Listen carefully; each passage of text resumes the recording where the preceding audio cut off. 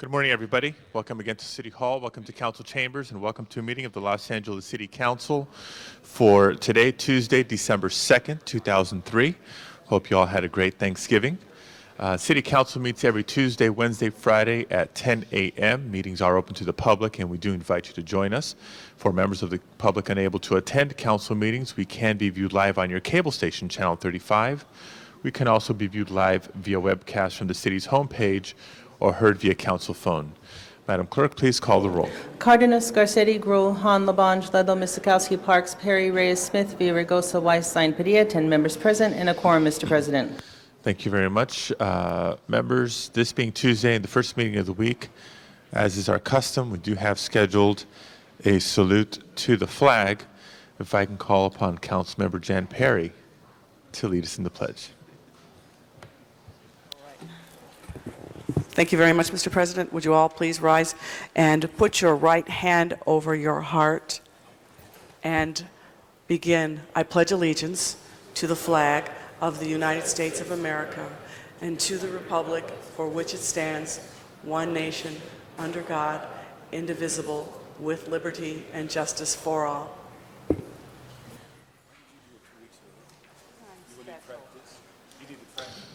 Thank you very much. Madam Clerk, first order of business, please. Approval of the minutes. Ms.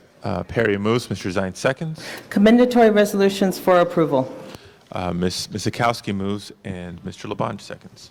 Before beginning the regular agenda, there are several items that have been requested to be continued. Item number 2, the applicant consents to a continuance to December 16th. Okay, members request for a continuance without objection, so ordered. And item number 69, Councilmember Cardenas requests that matter be continued to December 17th. To December 17th, members, item 69, also without objection. And also item 71, Councilmember Parks requests that matter be continued for 2 weeks, and that would be December 16th. Members request to continue item 71, so ordered. On the regular agenda, item number 1 is an item notice for public hearing. There is an ordinance. Do you wish to hold that matter on the desk for 12 council members? If we do expect 12 members today, let's hold all ordinances. And that would be also items 3 and 4, and there are cards on item number 3. Next items on the agenda, items for which public hearings have been held, items 5 through 10. Item number 5 is a commissioner. Do you wish to hold that on the desk? Let's hold item 5 on the desk, and that'll be the first item we take up as specials. Mr. Padilla, on item number 5, in conjunction with the mayor's office, we'd like to receive and file that. Okay, we have a motion to receive and file item number 5. If there's no further discussion, let's open the roll on receiving and filing item 5. Let's close the roll, tabulate the vote. 11 ayes. Item 5 is received and filed. Next item, please. Items 6 through 10 are items for which public hearings have been held. I understand there's a request on item number 10 to refer that matter to Public Works Committee. Okay. See acknowledgement by the chair of the Public Works Committee. Members request to refer item number 10 back to committee without objection. Item 10 is so referred. And item 7, I believe there was a request to also refer that back to Arts Parks. Okay, let's hold item number 7 temporarily on the desk. Okay, that would be items 6, 8, and 9 then would be before council. 6, 8, and 9 currently before us. We now have 12 members present. Item 6 is an ordinance. These items have had public hearings. Members wishing to call any specials? Seeing none. On items 6, 8, and 9, please open the roll, close the roll, tabulate the vote. 12 ayes. That is approved. Let's return now to item number 4. And that is an ordinance. We now have 12 members present. And it's a business improvement district in Council District 15. Okay. Let's open the roll on item number 4, close the roll, and tabulate the vote. 12 ayes. That is approved. Next item, please. Next items are items for which public hearings have not been held. Items 11 through 34. 10 votes are required for consideration. And item number 14 is acceptance of bids and award sale of bonds. Do you wish me to read into the record First, let me acknowledge that on items 11 through 34, we do not have requests from members of the public to address the council. Public hearings are open. Public hearings are closed. Members wishing to call any specials will hold 11, 12, and 13 on the desk. Those are commission appointments. Any other specials? If there are no requests for specials, Madam Clerk, please read item 14. Item number 14 is the award, the CAO has prepared a resolution and awarding the bonds to a syndicate led by Merrill Lynch at a true interest cost of 4.065827%. The Merrill Lynch syndicate includes 4 other firms, 2 of which are women-owned or minority-owned. Okay, thank you very much. That is item 14. We have also items 15 through 34 before us. If there's no further discussion, let's open the roll on items 14 through 34. Please close the roll and tabulate the vote. 13 eyes. Those are approved. Forthwith on item 14, please. Forthwith on item number 1. Next items, please. Mr. President, item number 1 is still, I believe, before council. That hasn't been voted on yet. There are 12 members We do have 12 present. members present at this time. Let's open the roll on item number 1. Since there was no discussion and no public comment on item 1, close the roll, tabulate the vote. 13 eyes. That is approved. Now let's send that forthwith. Next item, please. Next item is item number 35, which is a closed session item. Do you wish to hold that matter on the desk? Let's hold all closed session items on the desk. I And believe that would that's item also- 35 and item 130. Yes, the next items are items on the supplemental agenda. Items 36 through 40 are items for which public hearings have been held. Items 36 through 40 now before us. A motion from the floor to be required to reopen the public hearings. Members wishing to call any specials? Ms. Mizikowski. 36, 37, 38, and 40.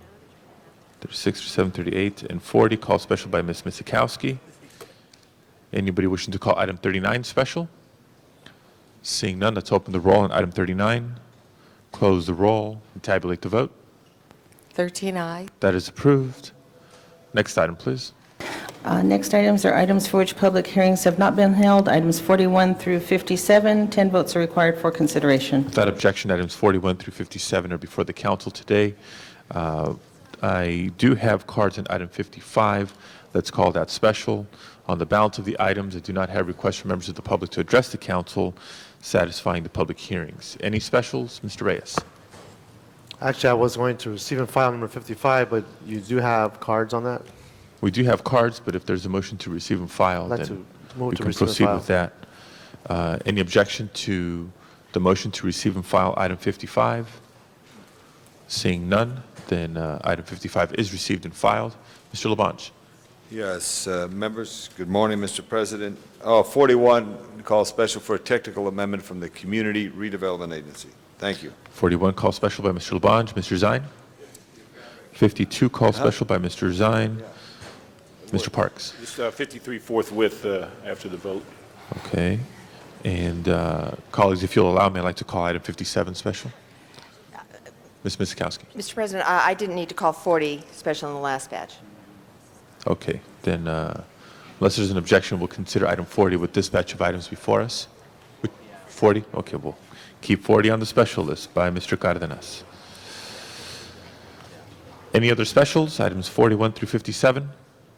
Seeing none, on the balance of the items, Madam Clerk, please open the roll, please close the roll, and tabulate the vote. 13 eyes. Those are approved. Forthwith on item 53, please. Next items.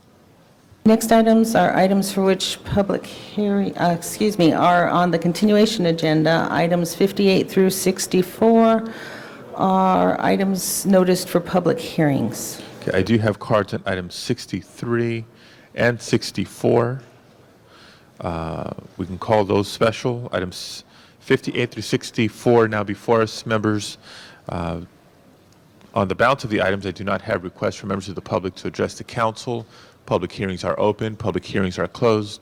Any other requests for specials? Any other requests for specials? Items 58, 59, 60, 61, 62. If not, Madam Clerk, please open the roll. Please close the roll and tabulate the vote. 13 eyes. Those are approved. Next items, please. Next items are items for which public hearings have been held, items 65 through 94. 65 through 94 now before us. Public hearings have been held. A motion from the floor will be required to reopen the public hearings. Members wishing to call any specials? Mr. Zine. 81 and 83 called special by Mr. Zine. Mr. Labange? Nope. Mr. Garcetti. 70 called special by Mr. Garcetti. Any other specials? Seeing none, on the balance of the items, Madam Clerk, please open the roll. Please close the roll and tabulate the vote. 13 ayes. Those are approved. Forthwith on item 67, please. And forthwith on 65, please, Mr. President. 67, 65. Forthwith on 65 as well. Next items. Items for which public hearings have not been held, 95 through 129. 10 votes are required for consideration. Without objection, items 95 through 129 shall be considered by the City Council today. Members wishing to call any specials? Mr. Smith. Just an item correction on number 96. It says Council District 7 and 12, and Sylmar is now all 7. It's not 12. Just a correction. Thank you for that, Mr. Smith. With that small correction, we'll consider item 96 as amended. Mr. Labange. Please. 108, called special by Mr. Labange. Members, if I can have order behind the horseshoe, please. There's a lot of staff here today. Let's try to keep it quiet. 95 through 129 now before us, and I do not have requests from members of the public to address the council on these items. Any other specials? Mr. Parks. I just have a technical amendment to 109, where the sunset date should be July 4th, 2004, not December 31st, 2003. Okay, we'll consider item 109 as amended as well. Any other specials? Ms. Hahn. Item 123, please. 123, call special by Ms. Hahn. Any other specials? Seeing none on the balance of the items, Madam Clerk, please open the roll. Please close the roll and tabulate the vote. 14 ayes. Those are approved. Next item, please. Item number 95, forthwith, please. Forthwith on item 95. Next item. The closed session is on the desk, and item number 131 is the next item. Public hearing has not been held. 10 votes are required for consideration, and I understand there is a substitute motion. Okay, has that substitute motion been circulated? I believe it's in the, yes, it has been. Okay, if the clerk is in receipt of a substitute motion for item 131, we do not have requests from members of the public to address the council on this item. Public hearing is satisfied. Mr. President, I'm sorry, I believe there are cards on 131. I have All right, not that was received what I any cards understood. on item 131. Sergeants, do we have any outstanding speaker cards?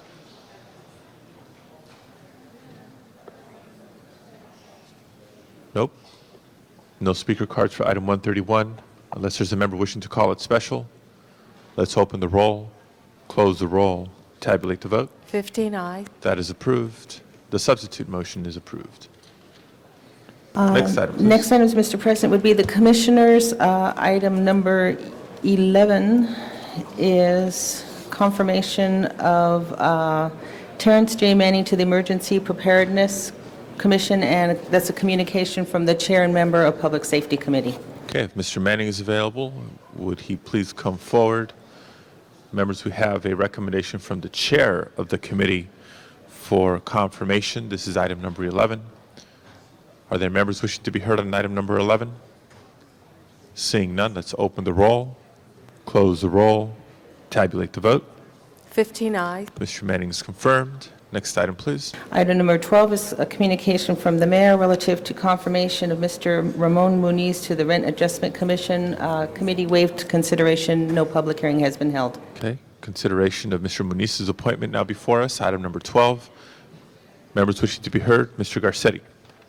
Mr. President, just briefly want to thank Mr. Muniz for his service. The Housing Community and Economic Development Committee unanimously passed this, and we look forward.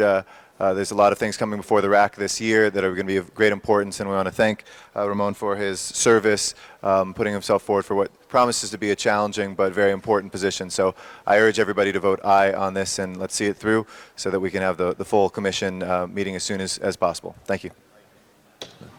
Thank you, Mr. Garcetti. Other members wishing to be heard? Item number 12, Mr. Reyes.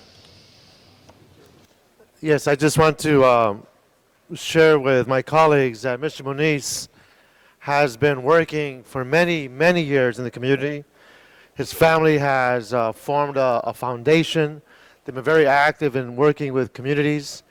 And to have a person of this caliber, this commission, can only benefit the whole city. So I want to thank the mayor for appointing this gentleman, Mr. Ramon Muniz, for his work. And I look forward to seeing some good things from this commission.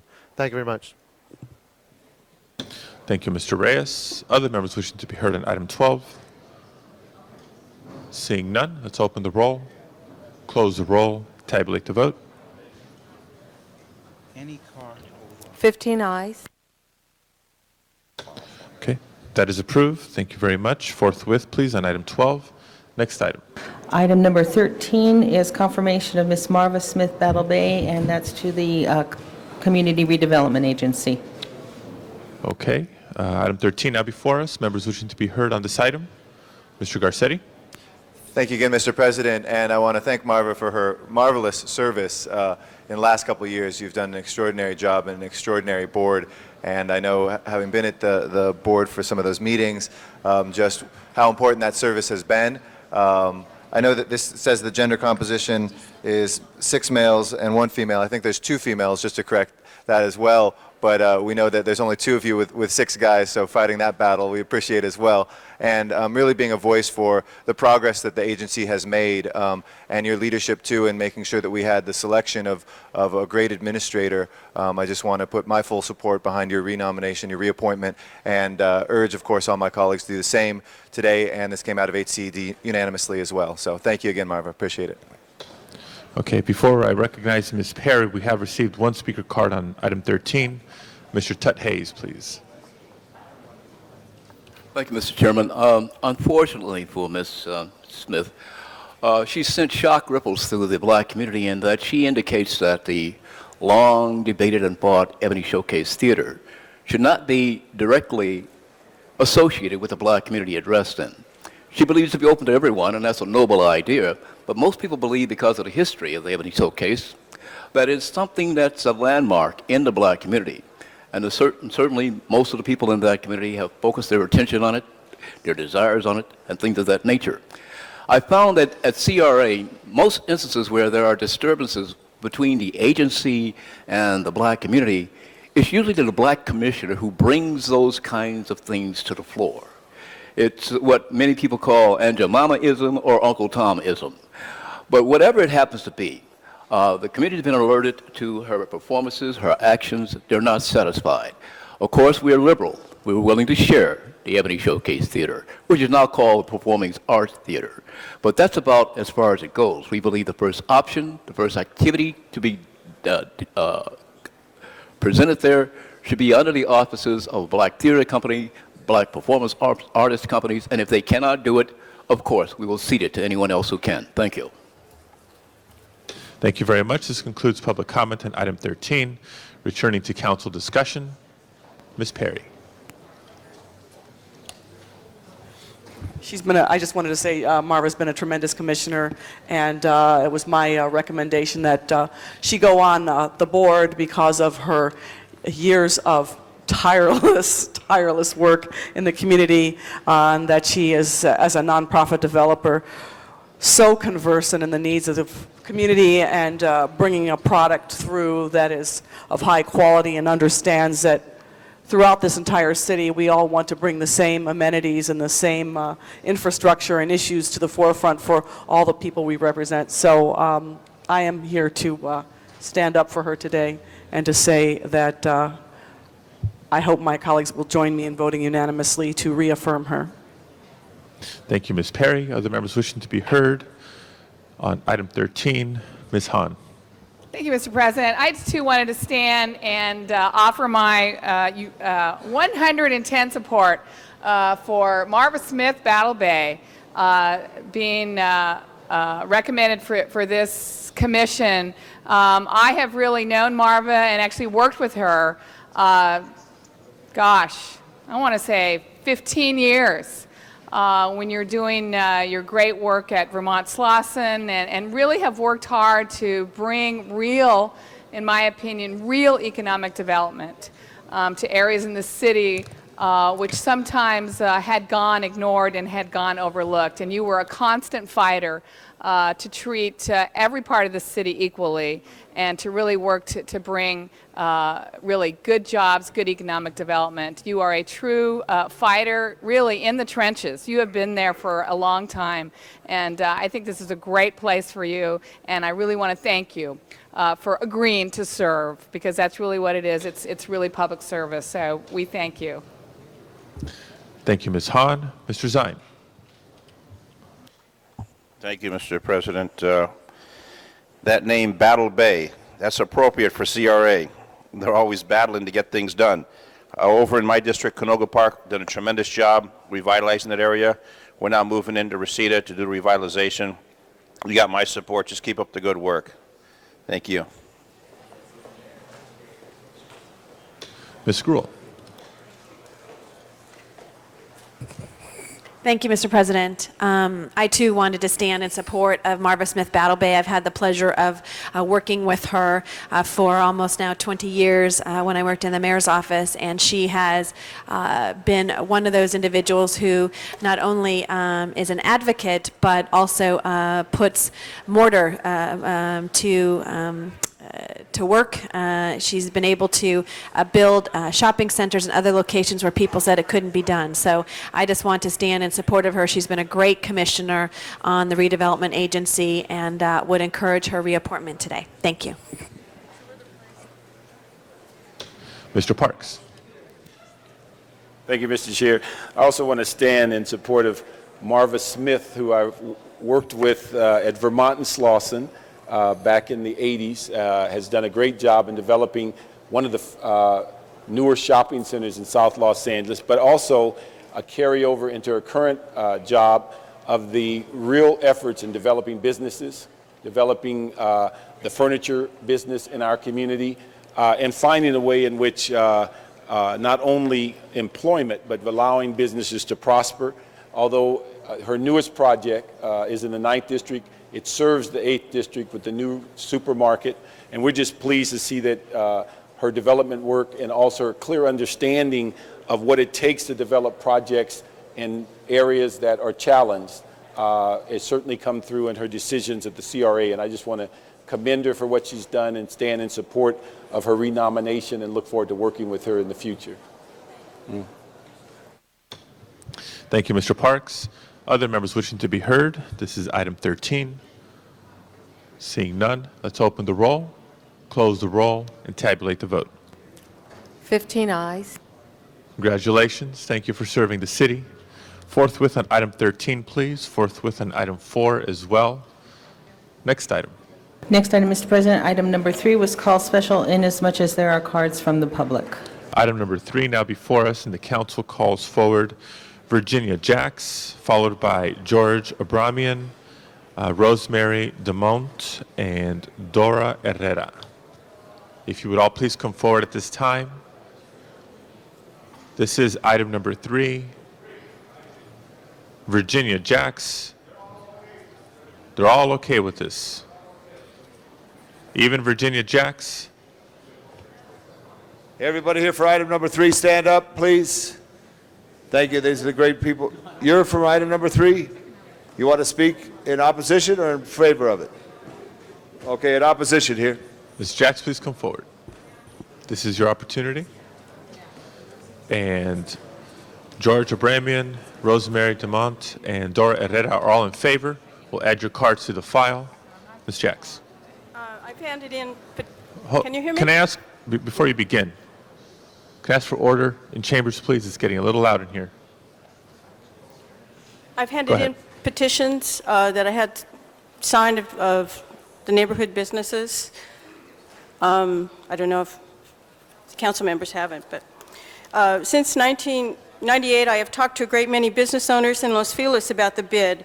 I've heard no enthusiasm for the bid. Quite the contrary, business owners are vehemently against it. With great reluctance, they pay the bill sent to them so as to not get into trouble. There has been no noticeable improvement with the bid. In fact, the bid's idea of improvements have all aligned themselves redundantly with supposed city services. like tree trimming, street cleaning, and trash removal. Other than that, the bid's budget is all about maintaining itself, insurance, bookkeeping, and its own promotion. Nothing this bid entity does is needed or wanted. Thank you, but no. The nature of this neighborhood is its mixture of big boys and small fry businesses. We have Citibank, Bank of America, Albertsons, a Ford dealership, Kaiser Permanente, Starbucks, Goodwill Industries, Marie Callender's, corporations that are part of the American landscape. They send off the bid check and don't know or care what it is. Then you have to consider the smaller businesses that actually give the neighborhood any uniqueness. That's who the bid is squeezing. It's a struggle to survive in today's economy, and this bid is not a service for small businesses. It's a detriment.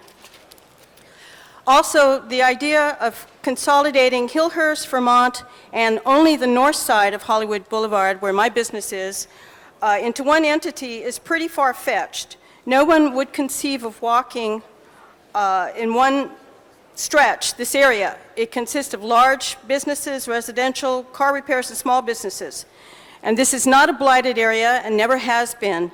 The bids were set up to save blighted tracks, a grassroots saving of misused blocks. That is not the case in Los Feliz. Our business owners are fully committed to doing a good job at succeeding. The travesty of the bid is that it is not needed, never asked for, never voted for, and only in existence because business owners didn't have the time or knowledge about it to fight against it. Thank you. Thank you very much. This concludes public comment on item number 3. Mr. Okay.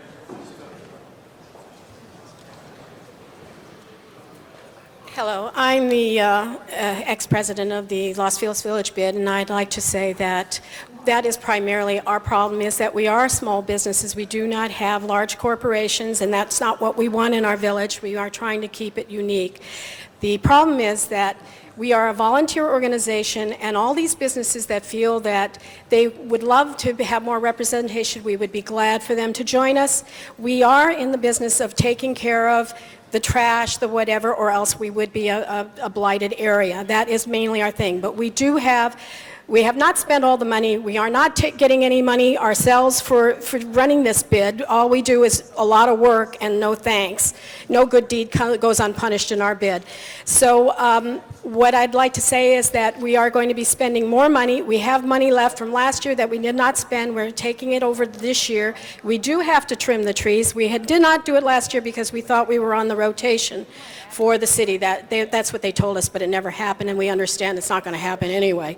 So we are committed to helping, and we want to do a plan for retail. I think retail is suffering in our village, and we need to have the bids ability and money and resources to help promote business in our bid, and we want to continue to do so, and we really thank you for considering us, and we've been working hard, believe me. Okay. Thank you very much, and this now concludes public comment for item number 3. Mr. Labange. Yeah, thank you very much. Mr. Carey, our city clerk, would you address this issue of the Los Feliz bid? Mike Carey, the city clerk. This is a renewal of an existing merchant-based bid. Has to be renewed annually. There is a protest process that we go through. We send out notices. 231 notices were mailed out to existing businesses in the bid boundaries. We received 3 protests. Total dollar value, $400 out of a total assessment to be levied of $51,500. So obviously, the council is free to move forward with the renewal of the Business Improvement District. One other comment I'd like to make, the woman speaking against the bid raised an issue that bids are to affect blighted areas. That is not true. Under the law, any district can form a bid whether it's blighted or not. It's to improve tourism and attract business into those areas, but it has nothing to do with a blight. Thank you. And Mr. Carey, what's the average cost per business there? Would you say it's a $50,000 bid? Yes. And 231 businesses? So it's not an extensive cost. Every cost is very important. It's not an extensive. It's $200 to $500 per business annually. $500, yeah. Thank you. Mr. President, members, as all of us know, the importance of neighborhoods, in Los Feliz is one of the great neighborhoods of the city because of the dedication of people in Roseberry. We all thank you. It's not a thankless job. We all thank you, all the people who walk up and down Vermont Avenue or Hillhurst or along Hollywood Boulevard from Wacko over to the Dresden Room and over to Finley Avenue and anywhere that it's on there. It's very important to all of you for what you do. So I thank you for that. This is a strong bid for a neighborhood that needs that extra touch and care that we're not able to provide, because there is some truism to what you said as far as basic city services. But this is what a bid does. It does enhance that. If we don't do this, it would have a challenge to where it wouldn't be the desirable place where people come and love and walk and go to Skylight Books or go over to your place, George, and have any type of activity there. It's really a unique place, and Palermo's is the best Italian restaurant in Los Angeles, which is also there. And they play, not anymore since you sold yours, Rosemary. Okay. They participate in this as well. So I appreciate your opposition, but I stand with the strong support, and I thank the strong support for the Los Feliz bid, and I ask for an aye vote. Thank you very much. Thank you, Mr. Labange. Other members wishing to be heard on item number 3? Seeing none, let's open the roll, close the roll. Thank you. Tabulate the 15 vote. ayes. Thank you very much. Forthwith from Mr. Labange. Thank you, Mr. Clerk. Next item, please. Next item, Mr. President, item number 7 is still on the desk. I don't believe there's an answer on that item yet. Okay, let's proceed to the next item. Items 36, 37, and 38 were called special by Councilmember Misakowski. Ms. Misakowski, items 36, 37, and 38 now before us.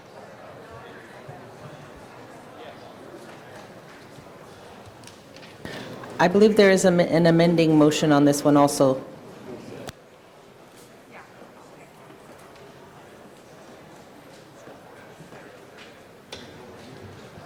So with that amending motion, is there any further discussion? I'm sorry, Mr. President. On items 36, 37, and 38, this is the Venice Local Coastal Program. There are 3 parts. That's why there's 3 different files. One is the Venice Coastal Specific Plan amendments, which were approved actually by the Planning Commission in January of '03 and by Plum Committee just earlier this month. The citywide post certification ordinance, which was approved in Plum actually in February of 2000 and Plum just recently, and the Venice Categorical Exclusion Ordinance. All of these have been in the works since 1998. We have planning staff here to present it. This has been worked out with citizen advisory groups through Ruth Galanter's office, and then the final details were issues that I inherited. And what we have in front of us is a substitute resolution. Really with just a technical amendment. There were issues in an area that for some reason had been dropped out and not referenced, so that those implementing ordinances by the adoption of this resolution now cause the Oxford Triangle specific plan to be in conformity and referenced in the specific plan. In any case, a lot of consensus building has occurred with landowners, with community, and I do ask for an aye vote. It is an incredibly lengthy and detailed and difficult process to go through the coastal plan specifications, but after having adopted our local planning cases and local planning processes, we've now added that extra level of fine-tuning and review of the coastal plan. So I ask for an aye vote on 36, 37, and 38 with the substitute resolution that's been circulated. Thank you very much, Ms. Miskowski. Any other members wishing to be heard on these items? If not, Madam Clerk, if we can please open the roll. Please close the roll and tabulate the vote. 15 ayes. Those items are approved. Go to the next item, please. On item number 7, Mr. President, that was still on the desk. I understand there's a request to continue that for 30 days, which would be January 6, 2004. Okay, colleagues, request to continue January 6th, item number 7. If there's no objection, that will be continued until then.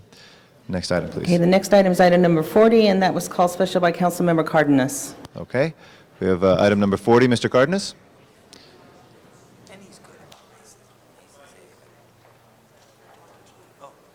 Item 40 is before us, Mr. Cardenas. Okay, sorry.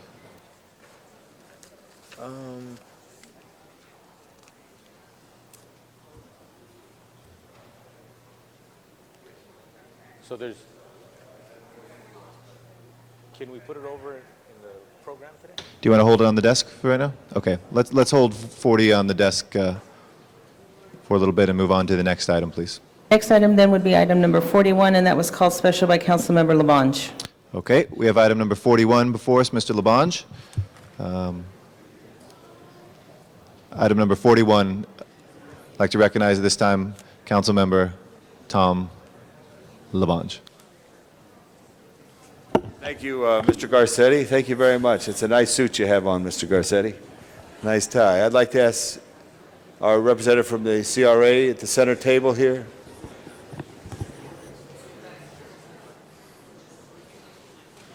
There's a, I want to just explain. Michelle Banks-Rodoni, Community Redevelopment Agency. What you have before you is a technical amendment to the motion, which basically changes the account numbers that were previously listed for the change of funds.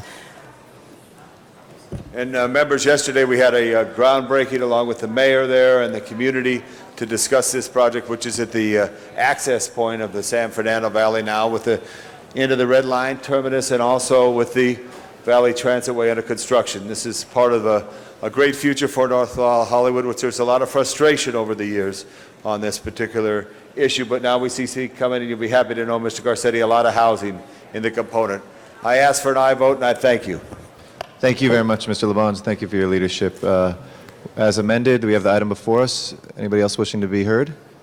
Seeing none, let's please open the roll on the item.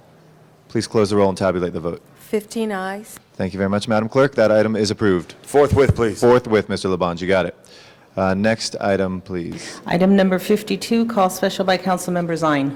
All right, we have item 52. I'd like to recognize Councilmember Zine. Thank you, Mr. President. The reason we call this special, it's a reissuance of a reward for $25,000. And there is an active rapist in the San Fernando Valley. He first started to attack females in January of 2001. And the last attack, and there's been a series of attacks, and the most recent was October 30th of this year.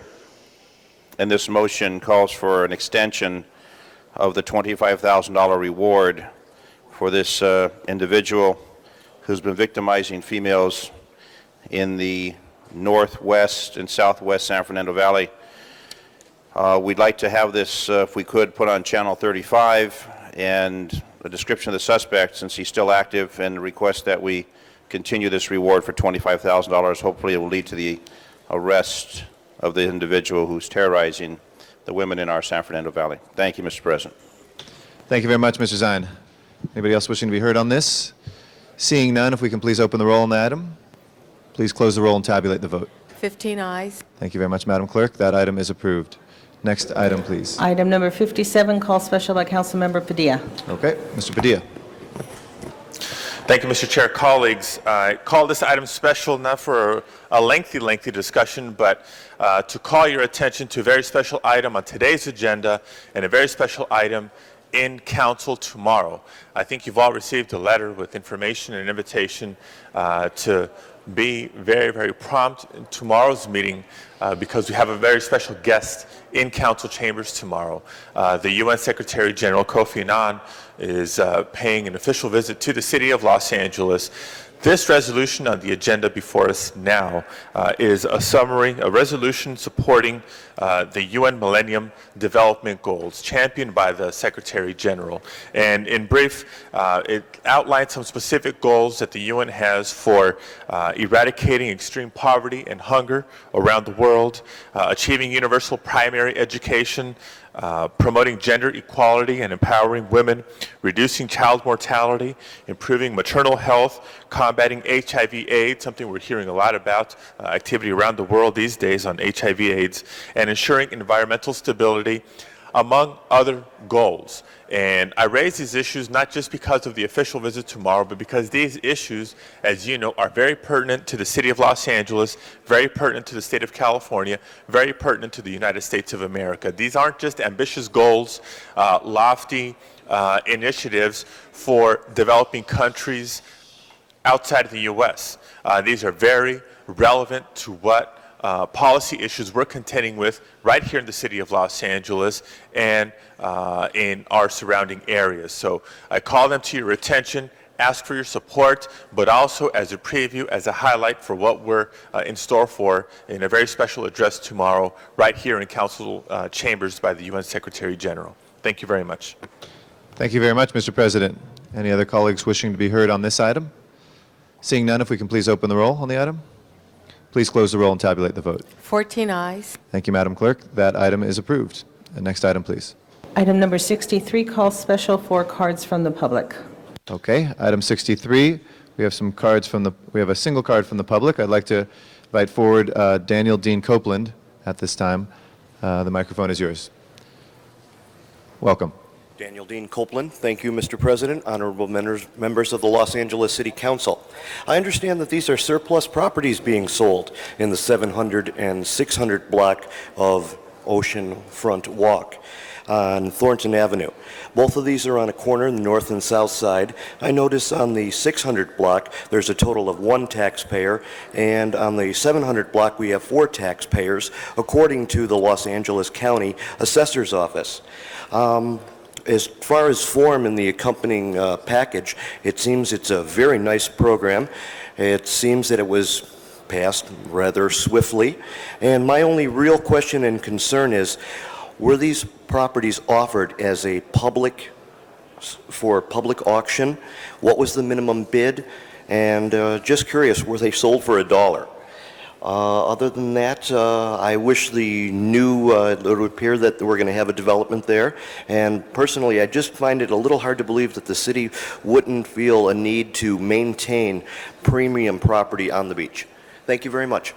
Thank you, Mr. Copeland. I know you had a card for 64 as well. I'm just going to take those up together since you spoke about both of them. Is that all right? Or would you like to address 64 right now? Yes, sir. as Both well? are the same. Okay, great. Same Thank you very developer. much. Thank you. Appreciate that. All right, colleagues, we have both items 63 and 64. Ms. Misikowski. Thank you, Mr. President. These are 2 adjoining Oceanfront Walk properties. There is moderate housing that's going to be put in this and commercial on the ground floor, so it's going to keep the framework of Oceanfront Walk as we know it and the walk street there. These were approved by the Planning Department, by the local area planning commission, and in fact, generally the community supported at the local community council. And at this point, I'm just going to ask that we receive and file. These were actually technical cases that the last day for the city to act was November 26th, last Wednesday. So the council is not able to act on these. So I ask that we receive and file. The result of that would be that the previous action by the local area planning commission granting these tract maps under their appeal process is approved. Thank you, Ms. Misikowski. Members, we have a motion to receive and file these items. Is there any further discussion? Seeing none, let's open the roll on 63 and 64 concurrently. Close the roll, tabulate the vote. 14 ayes. Those items are received and filed. Next item, please. Item number 70, call special by Councilmember Garcetti. Mr. Garcetti. Thank you very much, Mr. President. This item, I was wondering if there's staff here from Dunn about this. Do we have anybody from the department? Oh, yeah, we've got Mr. Nelson. You can just...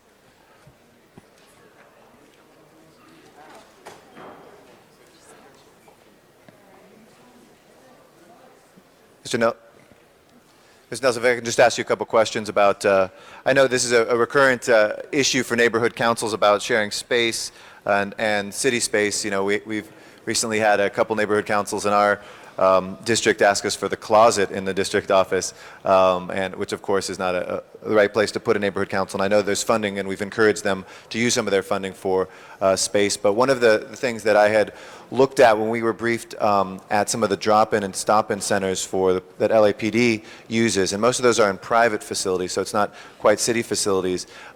Is there any way of looking at whether or not some of these civic-minded businesses, they're often banks and others, these are places where the police officers often go just to fill out reports, and they're open other times or not utilized, whether or not neighborhood councils might be able to co-locate with LAPD at any of those facilities? Is that something that we've looked at?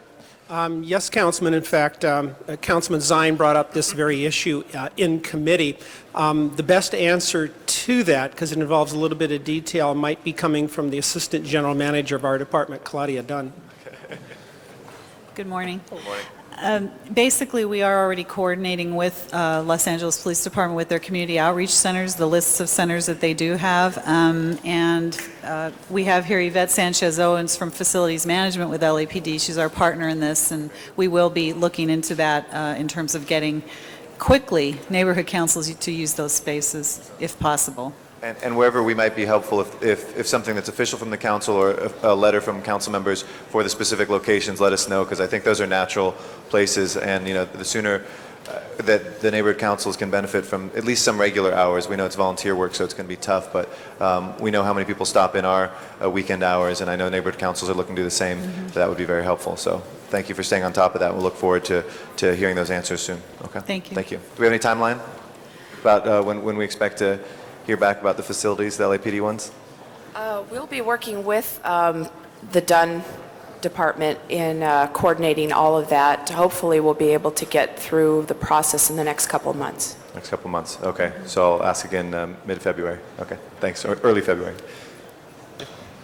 Mr. Zine. Thank you, Mr. President. Good morning.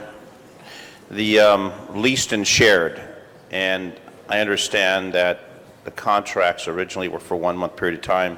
Have we broken through that barrier to let them have a leased or share program for a longer period of time than a month? The neighborhood councils were not able to enter into contracts through which they paid money for space up until this point. What we are now able to do with this new process is to allow them to enter into either occupancy agreements or lease agreements for periods of time much greater than a month. In fact, we prefer, if they're going to be paying a lease amount, that it be for a greater period of time, for actually several, well, we're looking at like 6 months to maybe a year. Well, I would say a minimum of a year. And if a business is willing to give that space for $1 a year, are there provisions to accept that? Oh, yes. Under a lease arrangement? Oh, yes. And if the police department, with the new stations that are being built in various parts of the city, if arrangements could be made, since the neighborhood council members, a number of them are members of the police department, different programs, the concern that most of the neighborhood councils that I've met with have had is not for assemblage of people, but for mail drop, for a location for a computer, an answering machine. I mean, small space. The and files. If they want to have, pardon me? The files, the records. Exactly. And if they want to have a meeting, they would have it at another location. Because some concept, I think people believe that they want to have the full service operation out of a storefront. And the neighborhood council people that I've spoken with, a number of them are using school auditoriums or other community centers. But it's that I want to take it out of my living room, I want to take it out of my den. I want to have, other than my home address listed, an address that they can have the information received. Not that they're going to get a lot of walk-in traffic, because I don't think that a lot of people are going to do walk-in traffic. But it's that, and if in the interim, before we find maybe some permanency, if we could provide them with that, because, as Mr. Nelson said, a place for storage. And I know that a number of the police departments, the stations are crammed for space now, but in the new process, if we could make arrangements, North Hollywood, for example, has a nice community room, and if they would have the opportunity to share until we can get this worked out, because the frustrating part that Councilmember Hahn and I have coming from the Charter Commission is we envision that this would be done and in place and moving smooth by this time, and we still seem to be going through these rumbles and these pit holes and the potholes, and it doesn't seem to get ironed out. And then, as we've seen what's happened in the West Valley, the West Hills Neighborhood Council, they wanted to just disband. And we've been able to keep them in the process, and they're looking for a response within 6 months to decide, and Mr. Nelson and I and Mr. Smith were at that meeting, to decide if they're going to come back and make another motion to disband, which is the last thing we want to do. So it's the concern that I have, and I'm sure shared by my colleagues, that if we can't find some permanency for them, we can find something temporary so we can work with the neighborhood councils as they're donating their time. We've given them money, but we put so many restrictions, and I think that's the biggest concern. And I know we've got to go through the legal loopholes, but when we have community centers that the police department uses, I know, for example, at Sherman Way and DeSoto, there's a business and they have a community room for the police. Why couldn't we use that for the neighborhood council to share? I know one neighborhood council is sharing with the Chamber of Commerce. I think they're bootlegging in there. But to give them some legitimacy so they can do their operations and do the service to the community as they wish to do. So I appreciate the police department's participation, but the bottom line is we've got to get this thing done, D-O-N-E, sooner than later. And I know Mr. Nelson with this new process keeps on going through these changes, but believe me, there's a lot of frustration in the community, and especially the people who are elected to those positions. I don't think they're asking for more than what we should provide, and they're being very reasonable. We need to be more accommodating. Thank you, Mr. Zhang. That would be the message that I have on that. Thank you. Mr. You're Smith. absolutely right. We do have no space in the current stations, but we are offering up the community rooms in those stations that do have them now, and we will be working with Dunn to coordinate with the community outreach centers. Mr. Smith, before you begin, again, colleagues, if I can ask for your cooperation and assistance in keeping it quiet in the chambers today. Something's in the water. Too Mr. much Smith. turkey. Too much everyone's high. Ms. Nelson, just two quick questions. In this process, and I got to admit I didn't fully read, just quickly looked at it, but you're establishing a system now where they can make leases and do that. Is it going to be through Bonk and Dunn, or is it going to require still council action? The approval of the lease by charter will still require the city council's approval. Okay, so there's no way to fast track it?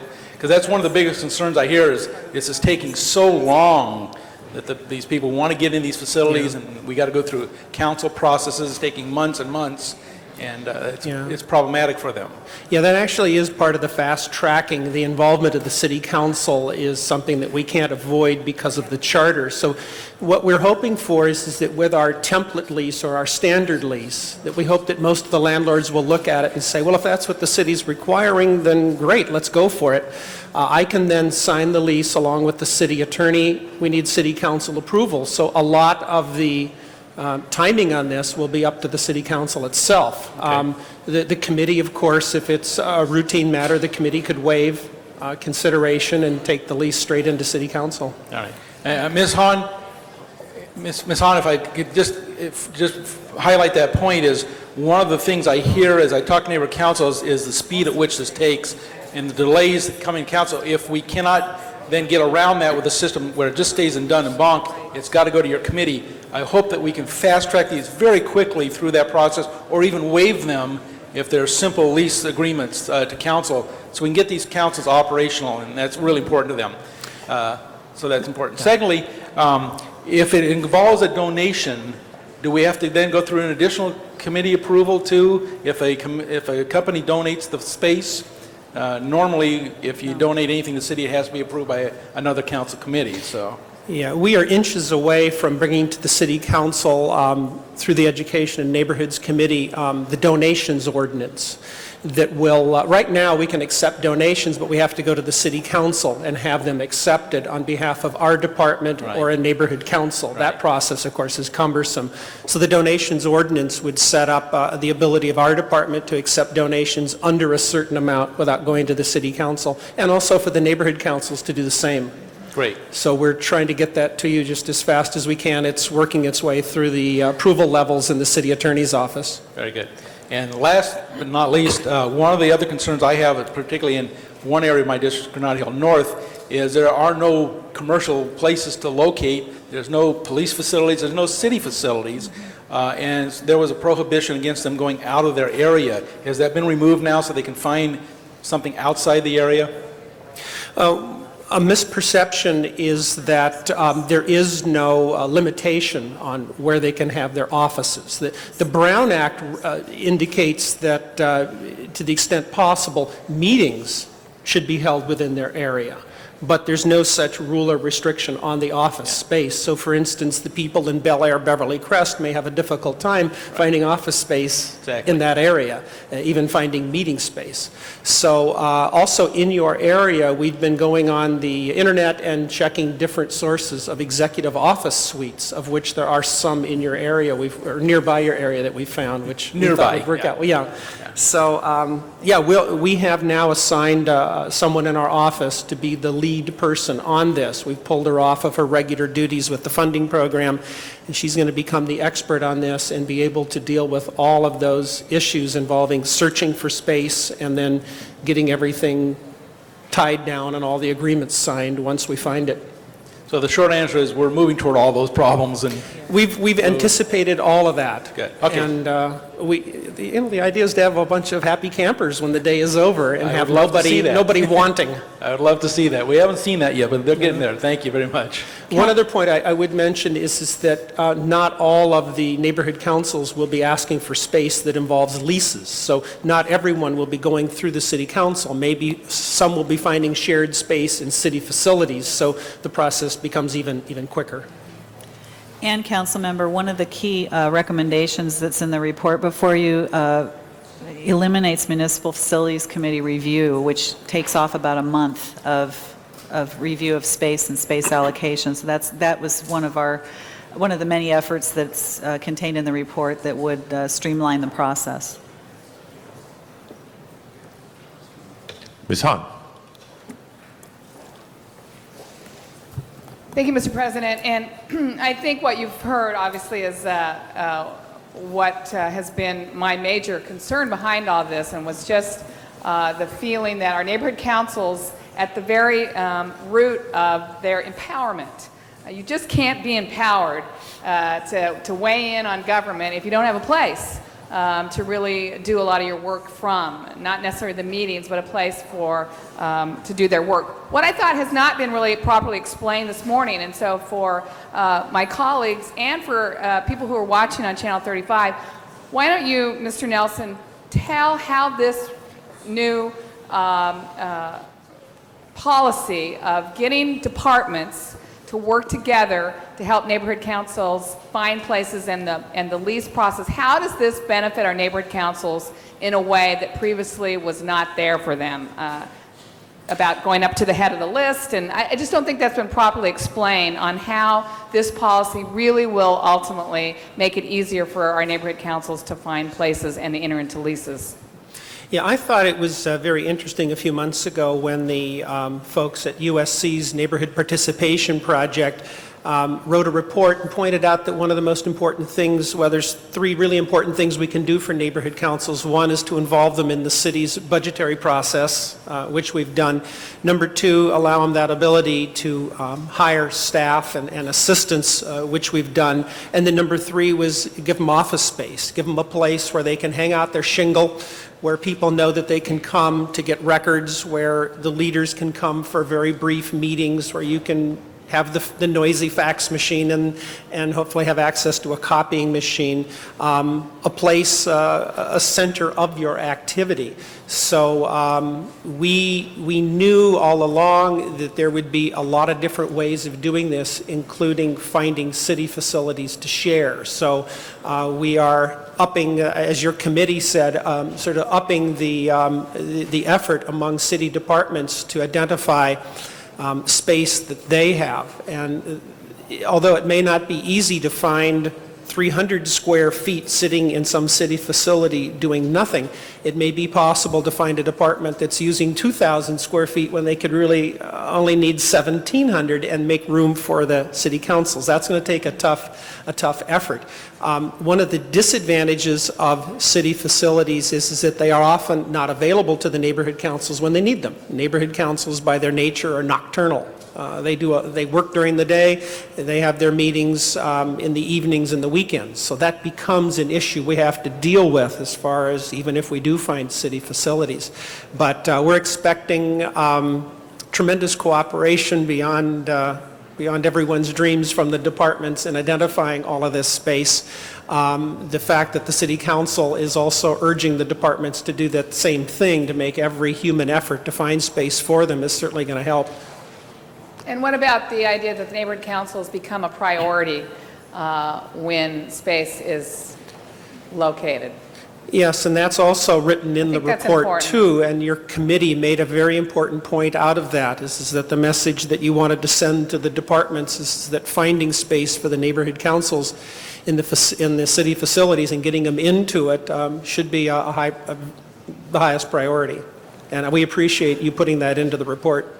Thank you. Well, colleagues, again, this is one more step as we go through the growing pains of having close to, what number are we up to now? It might be tonight 81. 81 neighborhood councils, where a few years ago there existed none in the city of Los Angeles. So this is, again, one more positive step that I think we're taking to really empower our neighborhood councils. So again, my urging to you and to all the departments and to the city attorney, as I've said in my committee, is, forthwith, make this happen as quickly as possible, and don't get this hung up in our own city bureaucracy. Let's liberate our neighborhood councils by giving them a place to hang their shingles. Thank you. Mr. Weiss. Thank you, Mr. President. Ms. Johnson, I wasn't going to speak on this matter, but we have here someone from my district, Pam Cook, in the Bel Air Beverly Crest Neighborhood Council. And Pam was listening to your discussion here with the council members, and she reminded me of a problem that we've had up there. And I put a motion in, actually, which you hopefully have received by now, about some problems we had at the Bel Air Beverly Crest Neighborhood Council. People haven't been feeling that they've been getting the support that they need to have a successful neighborhood council. In fact, the president of that neighborhood council, who was really there at the creation of it, who put in, I don't know, Pam, I mean, how many hours did Steve Lukasik put into this process of the creation? I mean, just countless meetings for years and years. He quit in frustration at the lack of support from the department. I'm not, it sounds like I'm putting you on the spot. I'm not trying to put you on the spot. It's a big deal. And I want to report on that, which is going to be presented separately to Ms. Hahn's committee. I just want you to know that we're starting to feel this in my district as well, and I hope we don't see ripples. I hope we don't see more and more leaders of neighborhood councils acting in a similar way. If so, that'd be a very disturbing sign to the city, and I just want to make sure I flagged it for you here this morning. Yes, Councilman. In fact, the response to your motion was one that I drafted over the weekend. Can't remember if it was before or after Thanksgiving dinner, but it got drafted, so I expect to release that in just a couple days. I wanted to make sure it was accurate. We've spoken to the interim president of Bel Air Beverly Crest Neighborhood Council to assure ourselves that, in fact, everything that was mentioned has been resolved, to see if there's any new pending problems. From what I can tell, there aren't. That's the short answer. Everything has been resolved, or really wasn't a problem in the first place, but I put that all in writing. And I just wanted to check with my staff and make sure that that was all okay. But wherever I go, these alliance of neighborhood council meetings, whatever it is, the one question I always keep asking is just tell me if you have any problems. At our Congress of Neighborhoods on November 1st, I set aside a whole room. I just sit there and I put a hit me sign on me, and I just invite people to come in and complain, ask questions, whatever. I want to know every problem, and I want to deal with it directly head on. So you're not putting me on the spot at all. This is what I volunteered for. Other members wishing to be heard on item 70? Mr. Labange. I wasn't going to speak either, but when Mr. Nelson just made that eloquent statement, give me 5 things that people are upset with in our neighborhood councils. They're upset with the fact that they feel that they shouldn't be treated by the Brown Act the way elected officials are. That's your motion. Number 2, they feel that they shouldn't have to be filing financial disclosure statements the way city council members do. And there's efforts to deal with that. Number 3, they feel that nothing is happening fast enough, and I join them in that. Nothing ever happens fast enough for me in making these changes. And number 4, they feel that they're getting contradictory advice and information from city people. And to answer that, we're having to do a better job of getting all the questions and answers, the FAQs, the frequently asked questions, written down, put it on paper so everyone can see it and everyone can know the same answers to the same questions. And then number 5 that we're up to is that they feel that they have problems trying to figure out how to run their meetings, how to get things done, how to deal with disruptive forces in their own meetings, how to deal with the disgruntled people, how to deal with, because it can take 1 or 2 people to really disrupt a meeting and disrupt what they do. And they're having trouble figuring out how to earn each other's trust and how to get things done. The one thing I just want to say, members, that if you could convey this, I know this is on the issue related to space, but if this is an agenda sometimes that I see, it has all a bunch of technical terms on them from the various neighborhood councils.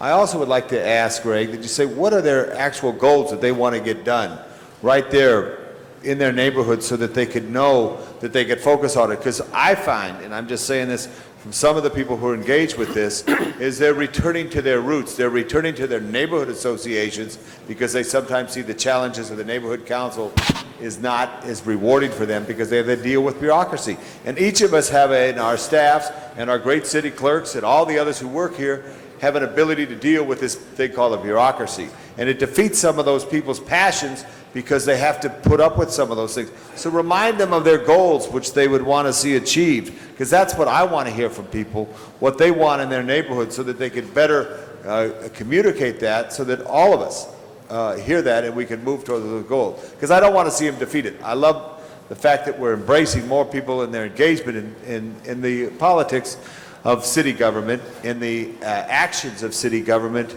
in the passion of city government.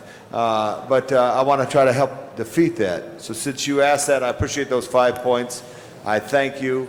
And the key to government is to have that one person to call all the time.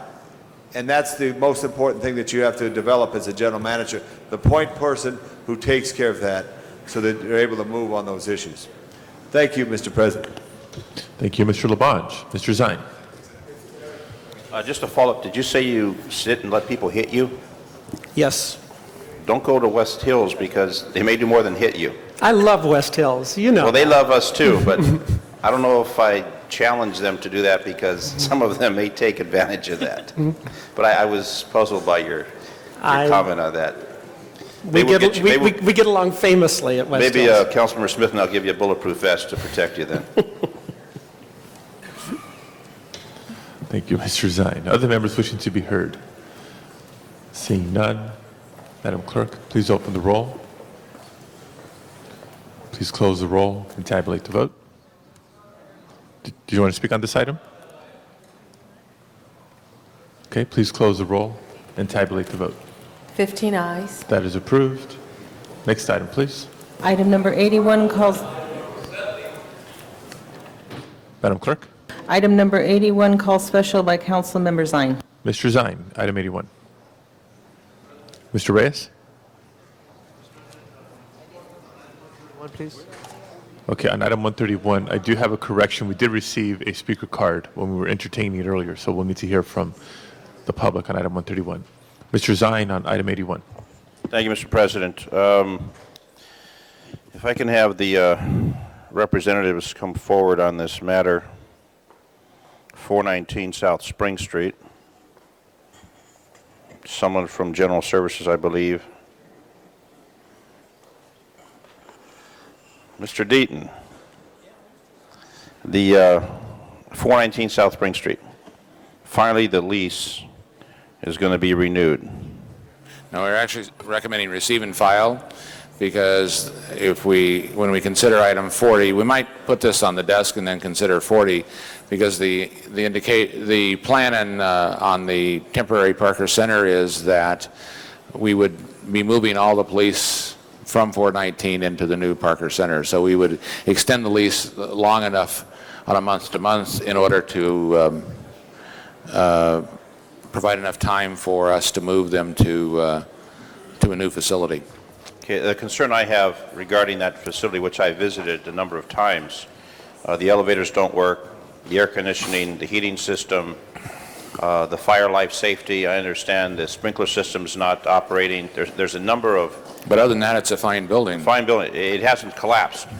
But as far as the working environment for the people who have the opportunity, regardless of the parking or lack of parking, the concern is with the lease. I understand we're paying over what we should be paying, and if we do renew month to month, or however we make arrangements, a concern I have is for the welfare of the employees. I don't know how many times Cal OSHA, I understand the fire department has cited it, I understand building safety has cited it, the repairs have not taken place, and there's some very serious life-threatening problems with that building, not that it's going to collapse, but in the event of some type of incident take place, and we have a lot of our city workforce that occupy that building, and when that lease expired, we were on an extended project or extended term, and we're paying more than what we should be paying, and I'm concerned that some of that be refunded or some of that be adjusted, and if we do decide to keep the people in there until we do move them into the temporary Parker Center on Broadway, is that we bring that facility up to a standard that's reasonable. And I don't know if you visited it lately. No, I haven't. But if you do, I mean, Well, it let is me- absolutely ridiculous where many times the person will have to use the freight elevator because the two elevators that service the building aren't working, and the system that I understand operates the pumps for the fire, for the water, doesn't work. And there's really a lot of serious problems. And if we're paying a rate over and above what we should Okay. be paying, we've got to compel that owner to do something, whether it's a month-to-month or day-to-day or whatever the lease is. Once we have some direction on 40, then we'll get back to you on what the plans would be for that building in the interim. Because my understanding is That's this, we'll move everyone out. Yes. All city personnel, but between now and then. Let me find out how long that is and what we can do in the meantime. And then what we can negotiate a more reasonable lease Rate. factor on this particular building. Okay. Okay, thank you. Other members wishing to speak on item 81? Seeing none, let's open the roll, close the roll, and tabulate the vote. 15 ayes. That is approved. Next item, please. 83, called special by Councilmember Zine. Mr. Zine. Thank you, Mr. President. Someone here I think is from IT. And we received complaints regarding Adelphia, which I don't think is news to anyone, about complaints on the service. The company apparently is changing some of the basic services to premium services, and people are now have to have a box that costs $3. And I understand they're on a month-to-month with the City of Los Angeles. And I don't know if IT has received these same kind of complaints we've received, but there's a lot of unhappy subscribers that are paying more for services that they thought were originally basic, and no longer are they considered basic services by the company. Is there, and I understand this is in committee, but since it's on the agenda and carried over from last week, are there any requirements to have basic services and define what basic services would be for a cable company operating in Los Angeles? This Dennis Frady, Assistant General Manager, Information Technology Agency. The only required channels for basic service are the broadcast channels and the public education and government channels by federal law. Now, what would you define as a broadcast channel? The channels we're used to, like CBS, NBC, ABC, 2, 4, 5, 7, 9, 11, 13, and also the PBS station is a broadcast channel. Okay, that would be considered the basic service. And our public education and government channels, which is our LA City View, Channel 35 and Channel 36, yeah. So if you were receiving HBO under a basic service and now you have to have a box that costs $3 and it's now considered premium, they can do that? Yes, they can. They're moving those channels to digital, and that's why they need the additional box. What Adelphia is trying to do, they took over the 5 franchise areas from other companies, and they had various different channel lineups. They're trying to standardize, not only in the city of LA, but nationally as much as possible. They're trying to standardize their tier services. So the consumer has no option other than to take, there's no competition with the cable. They're either going to have to go some type of satellite system or a dish system if they wish to make a change.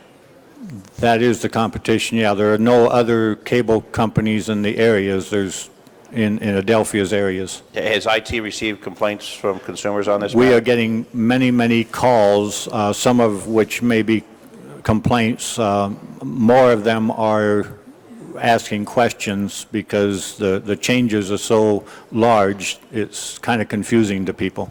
Okay, and other than the $3 charge for the box, is there an increase Well, in the it- other services? Yes, if, depending upon what channels you want, the consumer may indeed see an increase because they may have to get tiers they never had before.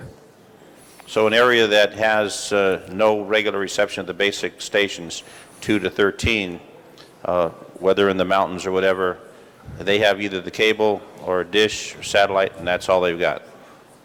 Right. Okay.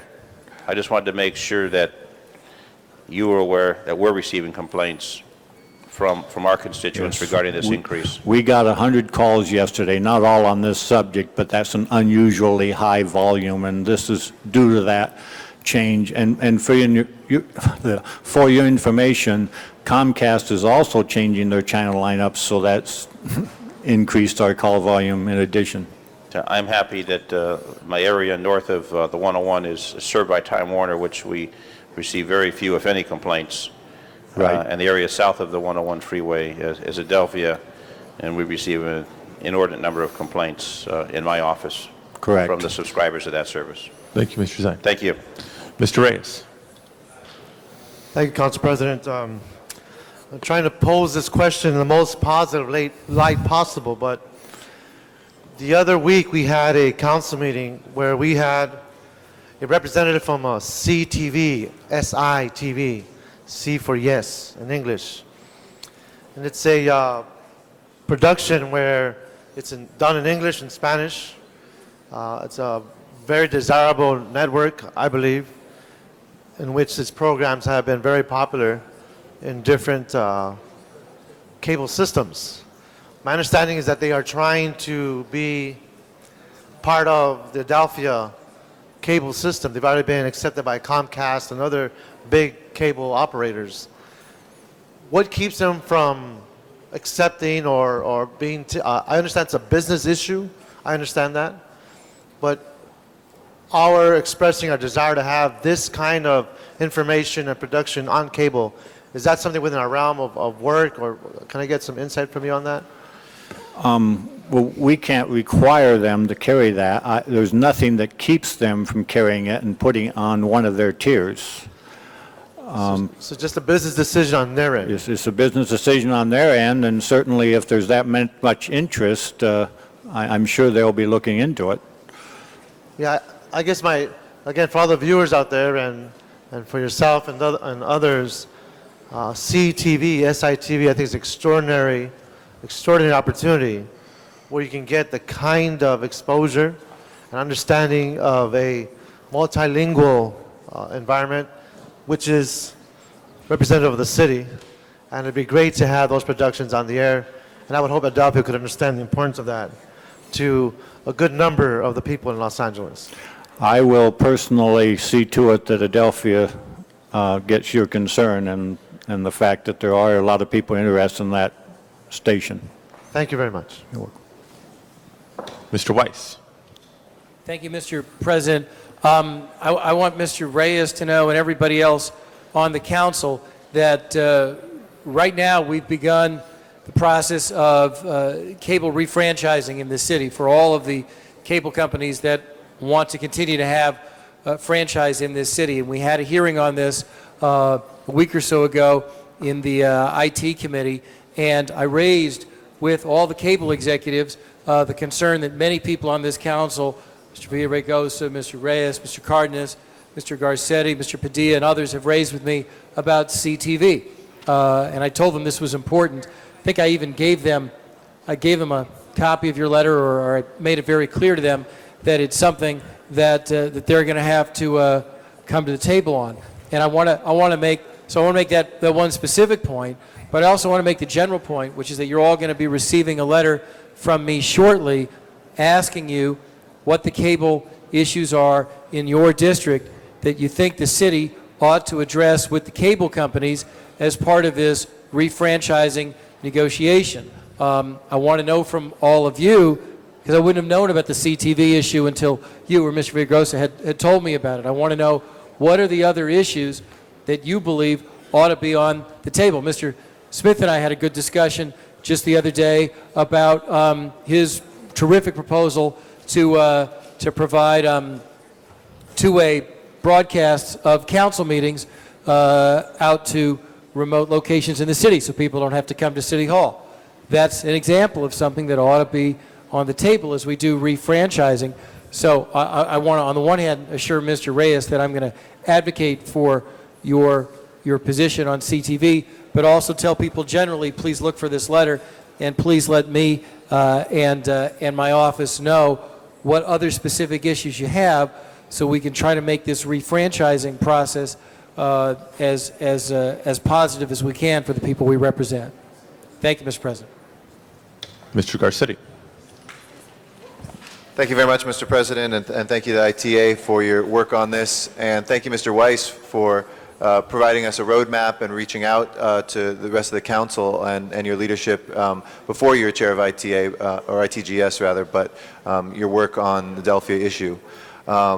Maybe one day you'll be chair of ITA, I don't know. The other thing that I wanted to flag too is I want to thank Mr. Reyes too for reinforcing the message about CTV. I know I've spoken with ITA about a weekly communication with CTV and regular communication with Adelphia. The cable operators made a strong presentation about their community focus.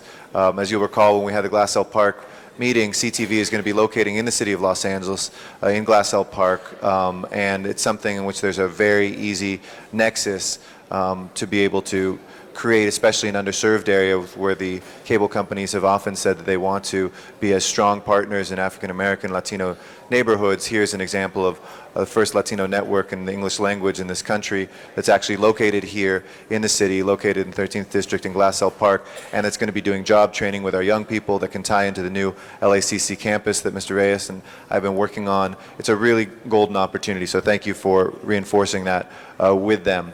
And also, I've discussed this with Mr. Weiss, but just something to think about, colleagues, too, as we look at the public aspect of the PEG requirements.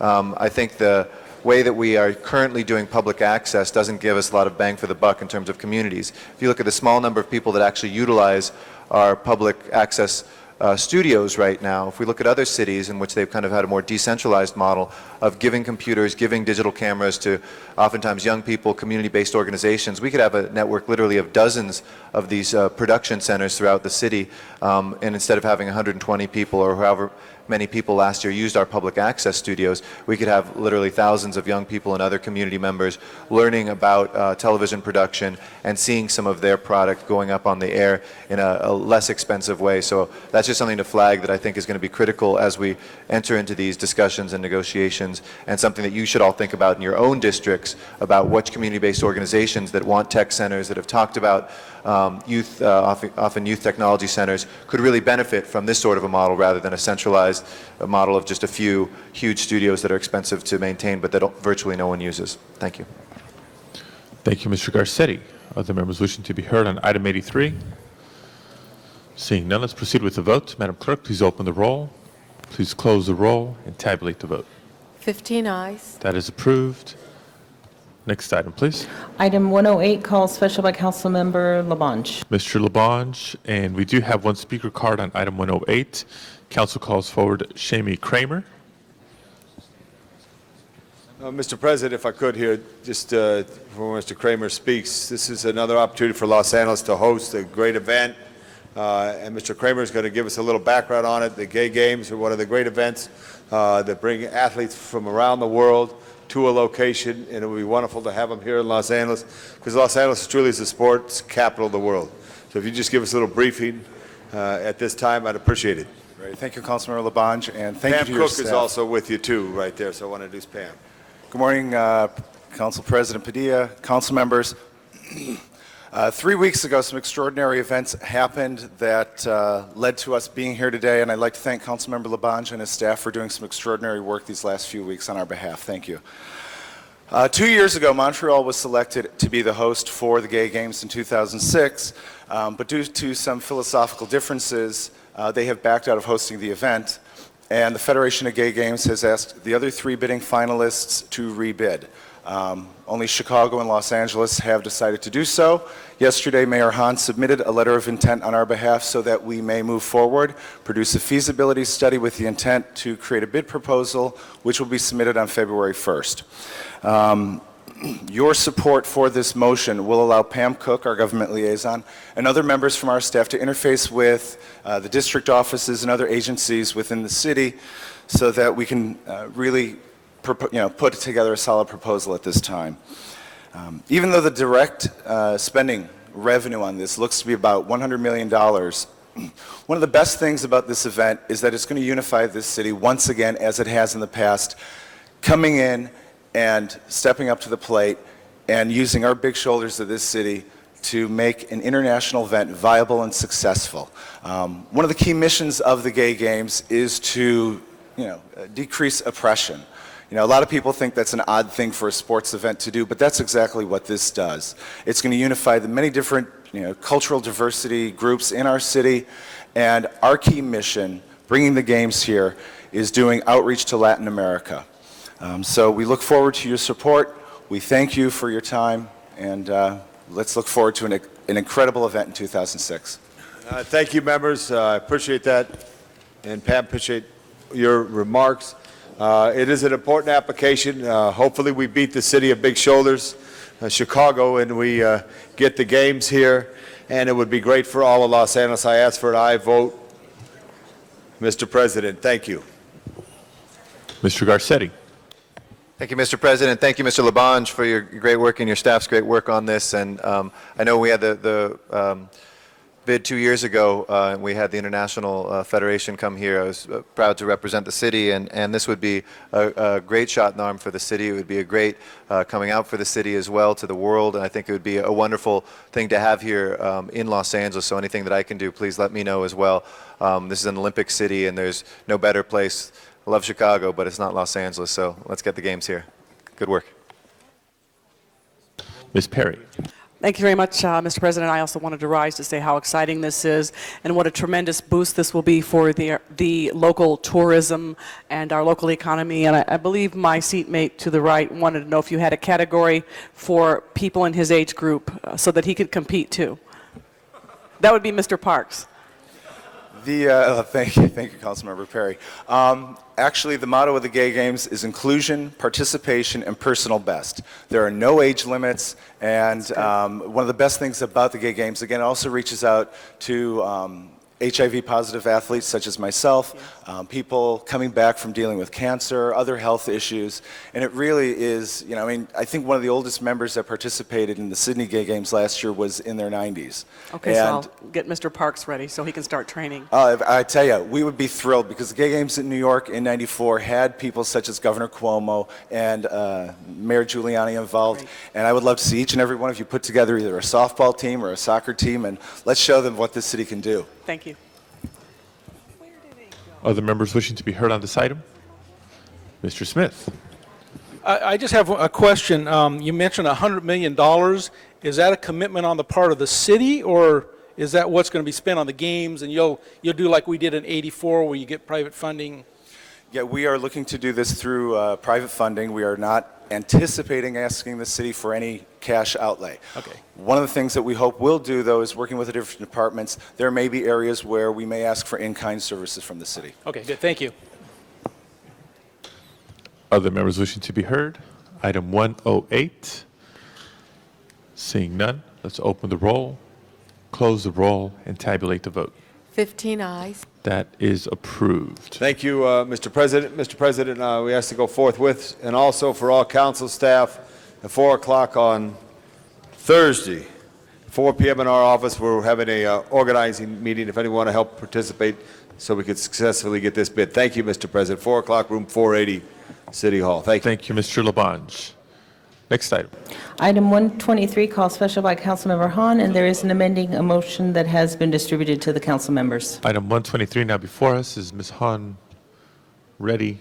I know she's working on another matter as well. Why don't we come back to this item? Colleagues, earlier in the meeting, it was suggested that there were speaker cards submitted under item 131. They have been found, or it has been found. If Joyce Dillard is still with us, we're happy to reconsider item 131 and hear from Joyce Dillard. Joyce Dillard going once, going twice. If not, we'll submit your card as part of the file. And item 131, unless we want to reopen the roll, has been approved. Mr. Reyes requests that matter go forthwith. Next item, please. Next item, Mr. President, item number 40 is still on the desk. I don't know if that's ready to be heard yet. Item number 40, Mr. Cardenas.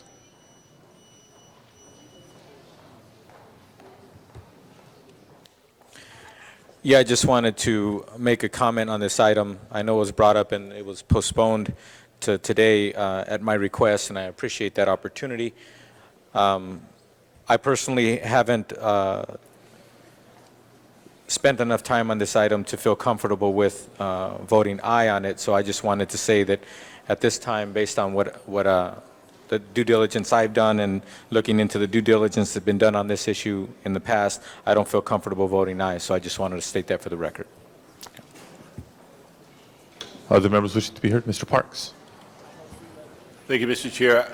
One of the things I think, having lived in Parker Center for a number of years, and also having seen the difficulty in dealing with the issues of rental space and lease space in the city, as I mentioned in our last meeting, I think it's our belated opportunity to invest in our infrastructure, to buy a building that is really the home of city services, but a temporary home for the LAPD, to cut into our debt service as it relates to our annual lease payments, to then begin phase 2 of building a new Parker Center, which would probably be condemned if it were a private building. And so I think it's a matter of moving forward where we have the opportunity. It is certainly going to cost us a little money to save a lot of money down the road.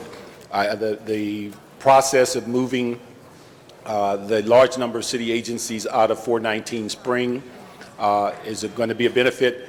And even after the police department moves, there's going to be some ability for the city to regain some of its revenue by the ability to lease out parking, and also to look down the road that having a partner in the building with CDD to allow them to save money not only in their block grant money that they're currently spending, but also to take up some of the responsibility of the annual payments on the building is going to be a win-win for the city overall. And so I would, having walked through that building, looking at the amenities, seeing the need in the city, and the fact that I think it puts us in a first step of buying infrastructure, which we are several years behind on that, I think it's something that we cannot ignore or avoid at this time and must move forward, and I'd ask that we vote, aye vote on this issue. Mr. Zine.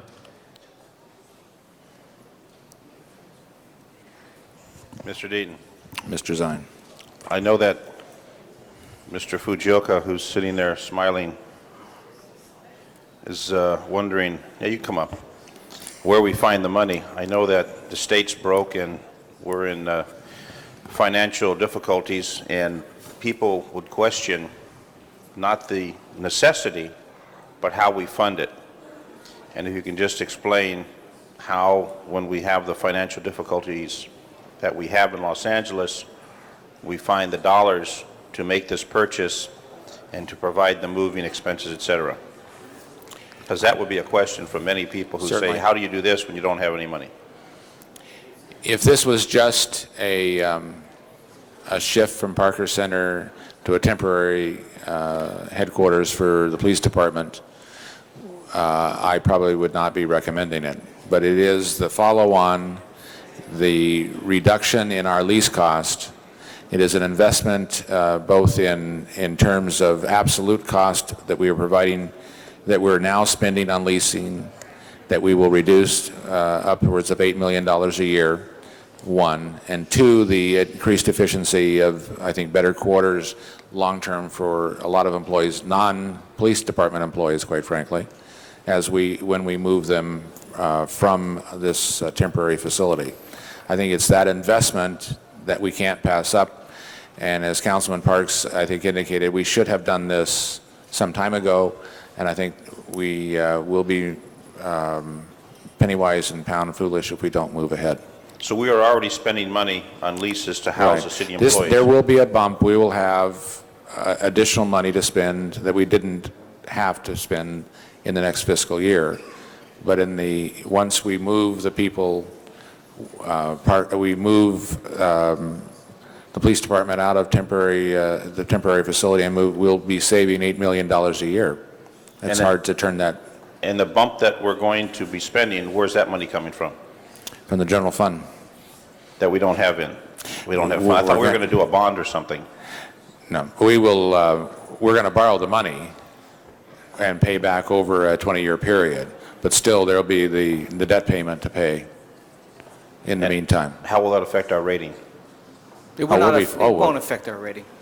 Our rating's How we handle fantastic. our overall expenditure plan, and with that, our budget challenges will have an impact on our rating. This in itself won't. In fact, it could have some positive aspects, because any good plan, any good budget has both short-term and long-term fixes.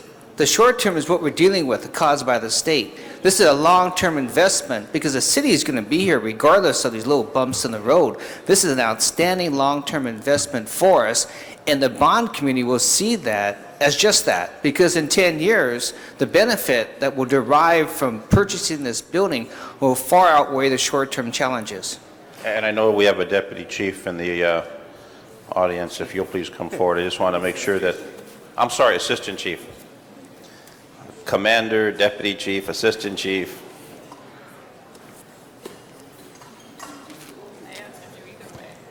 You're moving up that ladder. I just wanted to make sure that, again, we have the representation from the police department, that the police department's fully supporting this move and everything that goes along with it. We absolutely do support it. We looked at quite a few buildings downtown, and it's one of the few that can accommodate the needs of the police department. And the issue I brought up earlier regarding 419, the issue of the fire life safety, the ventilation system, the inoperative elevators, the rodents, et cetera, if that lease is extended for any period of time, I would urge you to make sure that the appropriate departments make the owner of that property correct those problems, which really have gone reported and with little to no response from the property owner for too long a period of time. I will follow up on that. I know we've had a real challenge with that building, and I think unfortunately everyone kept assuming we were going to move, and so I will look into that and see where we're at. Because if it takes a month to move or 2 months, I'm sure there's going to be a phase-in renovation of the building on Broadway, et cetera. My concern is for the folks that are still going to be occupying that, which ties into this move to Broadway. It may be 6 months, it may be a year before we get them relocated down to that facility, with the time it's going to take to do the revamp of the new facility. But Well, having found out that you work there, I can imagine how the condition it is. They have some very dedicated people who are working there under intolerable conditions, and I only work there twice a month, but I have personal knowledge of what kind of situation it is. Our GSD staff is sitting behind us, who handle our leasing accounts, and with that they're the principal contact between the city and the landlord, so they'll look into these issues. Because the landlord has been totally non-responsive. We understand. From the fire department, the building and safety, the landlord just doesn't really care.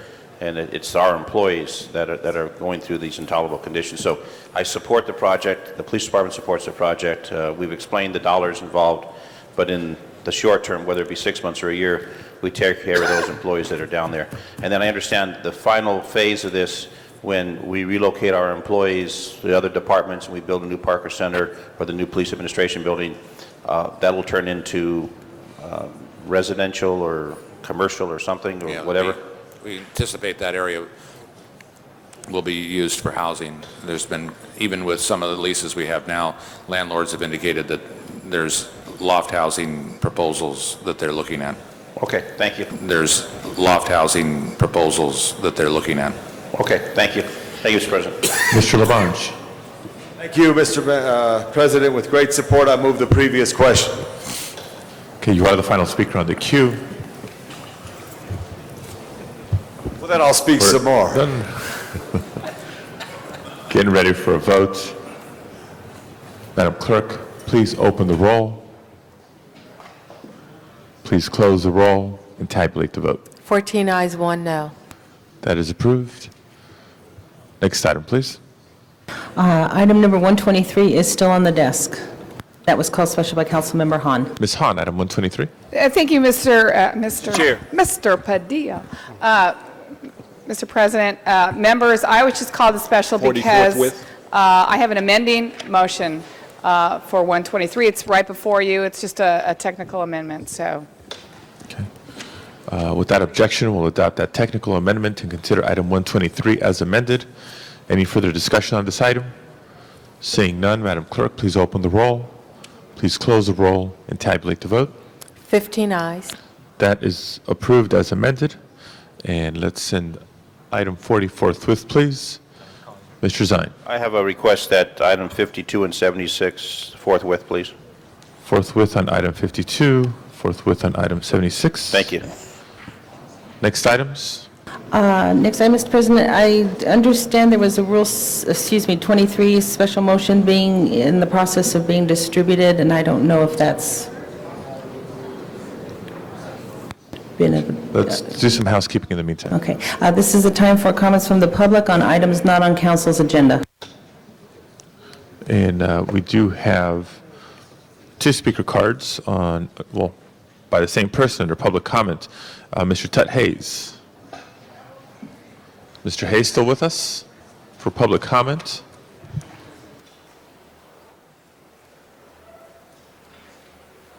If Mr. Hayes isn't with us, then this concludes public comment for today's meeting. Next item, please. Do you wish to clear the desk before going into closed session? Yeah, let's do housekeeping, and I know Ms. Hahn has circulated a resolution. Council has motions for posting and referral. Motion shall be posted and referred. There's an excuse on the desk. Councilmember Villaraigosa requests to leave early Wednesday, December 3rd for city business that meets council policy. Excuses granted. And that clears the desk for closed session. Okay, let's go ahead and take up the matter Ms. Hahn has been circulating. It's a resolution brought in as a special. Let me ask the city attorney, first of all, to speak to the findings. Thank you, Mr. President. I will recite the facts as presented to me by the maker of the motion for the council's consideration of the adequacy of the findings. Since the posting of today's agenda, Mayor Hahn and a contingent of mayors have had ongoing discussions with the governor concerning the backfill of funds to local governments after the repeal of the vehicle license fee. The state legislature may reach a resolution on this matter by Friday, December 5th. Immediate action is required to show the city's support for reimbursement to local governments before December 5th. Pursuant to the government code, council must first determine whether there is a need to take immediate action and that the need for action came to the attention of council after the posting of today's agenda. If such a finding is made, council may then consider the substantive motion. I have Mr. Weiss, but Ms. Hahn introduced it. Ms. Hahn, do you want to speak first? I have Mr. Weiss who has pressed his button to speak as well. Findings? This is on the findings. The reason I brought this in today as a special Rule 23 is because in my discussions with those up in Sacramento, it sounds like there will be legislation before Friday that will talk about reimbursing local governments for the backfill. So I wanted us, obviously as the biggest city in the state, to weigh in on this, give our voice that we want to support any efforts up there before the end of the week to reimburse local government for the backfill. And it was my understanding that they're going to be out of session Friday. All right, again, this is discussion on the findings. Let me recognize Mr. Weiss. Okay, but so what are the findings? What are they? The findings as relayed to me by the maker of the motion, and if I'll repeat them, since the posting of today's agenda, Mayor Hahn and a contingent of mayors have had ongoing discussions with the governor concerning the backfill of funds to local governments after the repeal of the vehicle license fee. The state legislature may reach a resolution on this matter by Friday, December 5th. Immediate action is required to show the city's support for reimbursement to local governments before December 5th. If you'd hold my time. I mean, so that has to meet the definition of an emergency under state law for us to make those findings? It's not an emergency. It's Under our rules, that's what it has to. under the Brown Act and also under the Attorney General's treatment of the Brown Act. It's when the body determines that there's a need for immediate action which cannot reasonably wait for the next regularly scheduled meeting. So emergency isn't the barometer. It's whether action can or cannot reasonably wait. So what are the findings that meet that test, in your legal view? Again, this one was a close call, but the findings that I just stated, there's a wide spectrum of what would fit the test and what would not fit the test. This one is in the middle. What's the test? Test is whether there's immediate need to act, and since the posting of the agenda, today's agenda, what facts have come to the knowledge of the city which precluded it from originally posting it on the agenda. So in this case, the facts are that there have been ongoing discussions between the mayor and the governor. Those had been ongoing since... Well, I mean, those have been in the paper for weeks, right? My understanding is... I've been reading the paper for weeks. There have been ongoing discussions for weeks about these issues. That's true, and I am not privy to the discussions. There may have been some crystallization of some action plan that I'm not aware of, that the maker of the motion may be more aware of, who is But you're a presenting legal it. advisor, and you have to advise us on the legal, on whether these legal requirements for findings have been made, and you've just said it's a close call, and you haven't given me any legal criteria as to why you've made a close call one way or the other. Based on the facts that have been presented to me by the maker of the motion, I believe that they would fit within the exception to the agenda requirement. That's your conclusion, but you haven't given me an analysis as to why. I believe I've stated my analysis, and if you want more, I could get back to you later, but... Well, I mean, you could get back to me later, but we're supposed to vote to suspend the rules, and I want this backfill done. I'm troubled by the fact that we just sort of go with this hit or miss findings business, and we did this a few weeks or a few months ago, and it's just hit or miss. It's it's close call. I cut it this way. It's close call. I cut it that way. I just don't think that's a good way to do business. Which is not to say that I don't think there ought to be a backfill, because there ought to be a backfill because we're hemorrhaging. But I'm just troubled by the fact that it's just sort of in the wind as to what constitutes findings and what doesn't around here. Mr. White, again, it is the final call of the council whether the findings are sufficient. I am relaying the findings as presented to me by the maker of the motion. So you say it's legally sufficient, but it's a close call. This one's a close call. Every one of these Rule 23s is factually specific, and I have to make a determination as to whether I'll recite the facts or not. All right, Mr. Weiss, your time is up, and we do have 4 other speakers who want to speak on the issue of making the findings. Let me recognize next Councilmember Padilla. Thank you, Madam Chair. And this is on the findings. First of all, I disagree with the analysis. Ms. Hahn, actually, I'm okay with the resolution, so it's not the subject matter, the content that I have an issue with. I have an issue with whether or not this is an urgency item.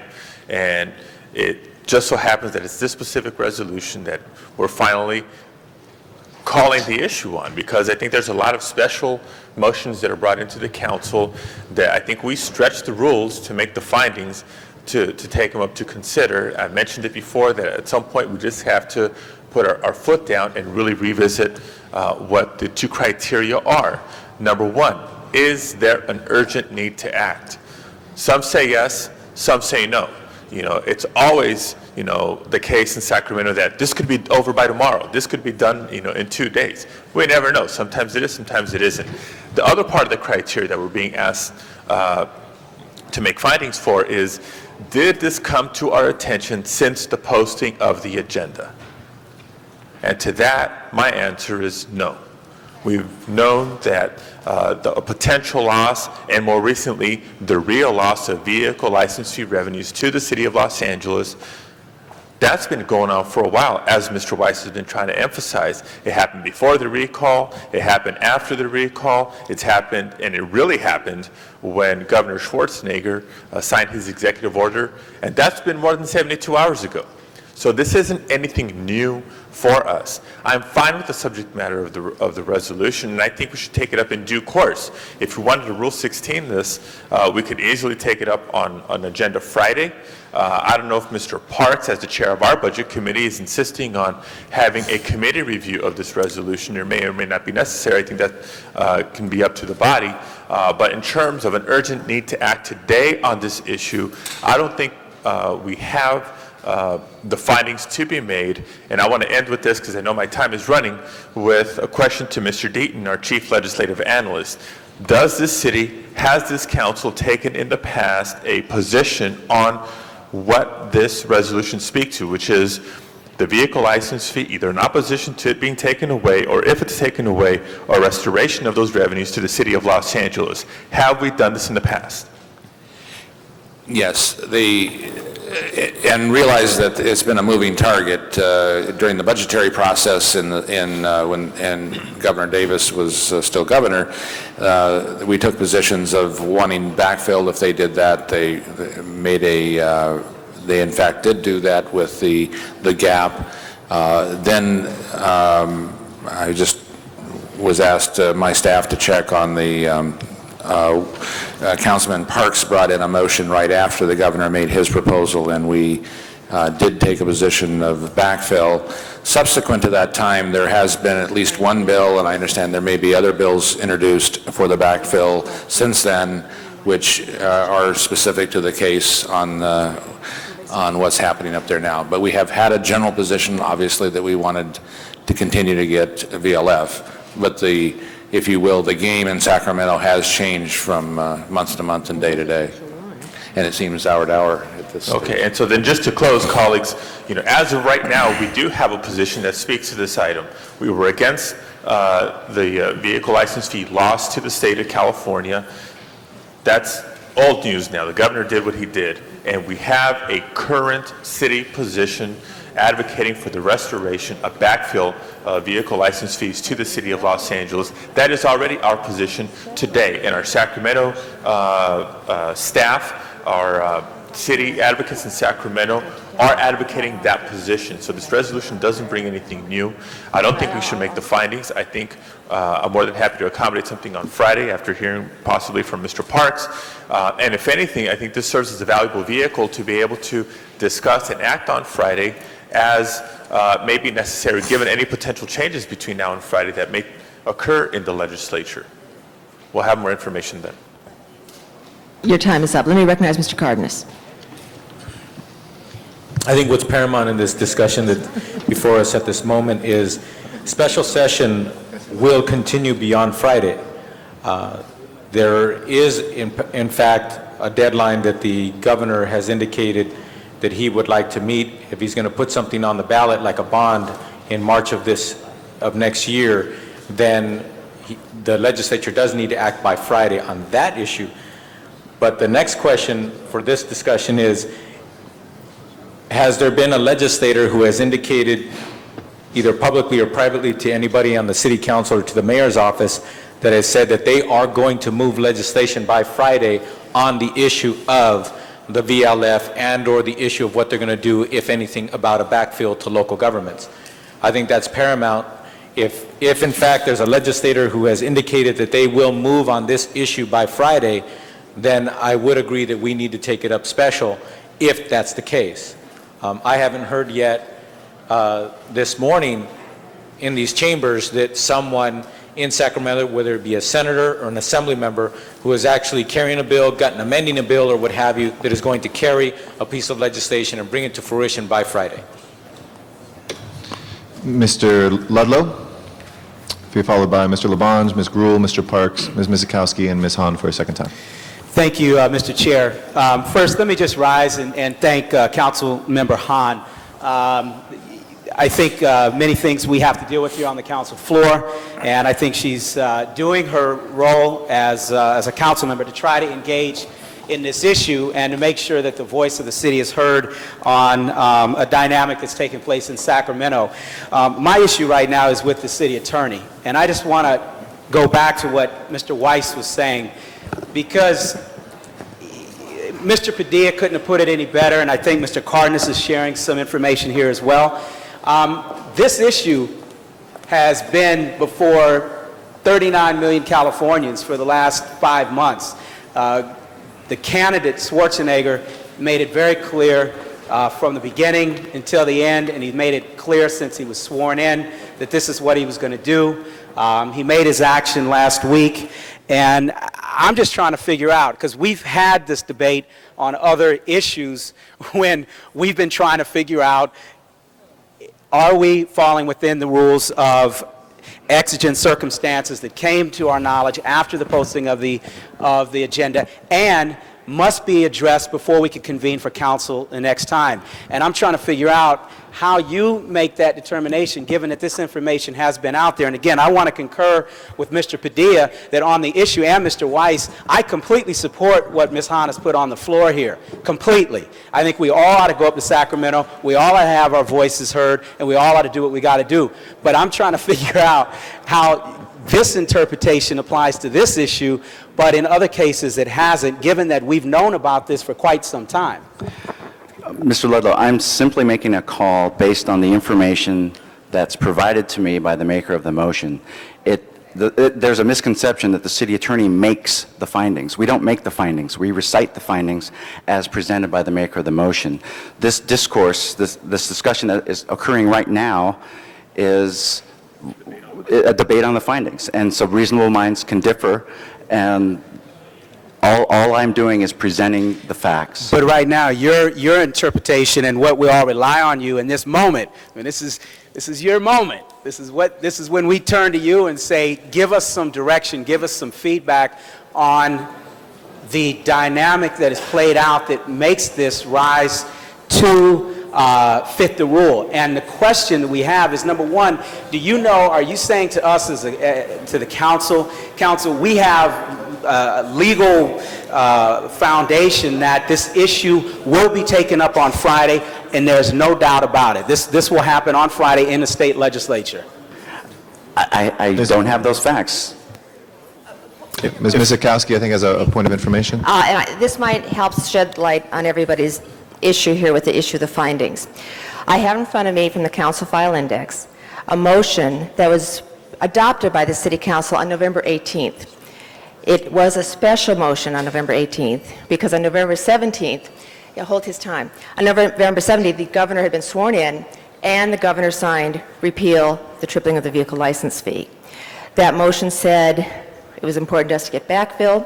The council adopted a motion on November 18th that we include a reiteration of the council's legislative position that a permanent source of revenue is needed to backfill the potential lost revenue by the repeal of the vehicle license fee.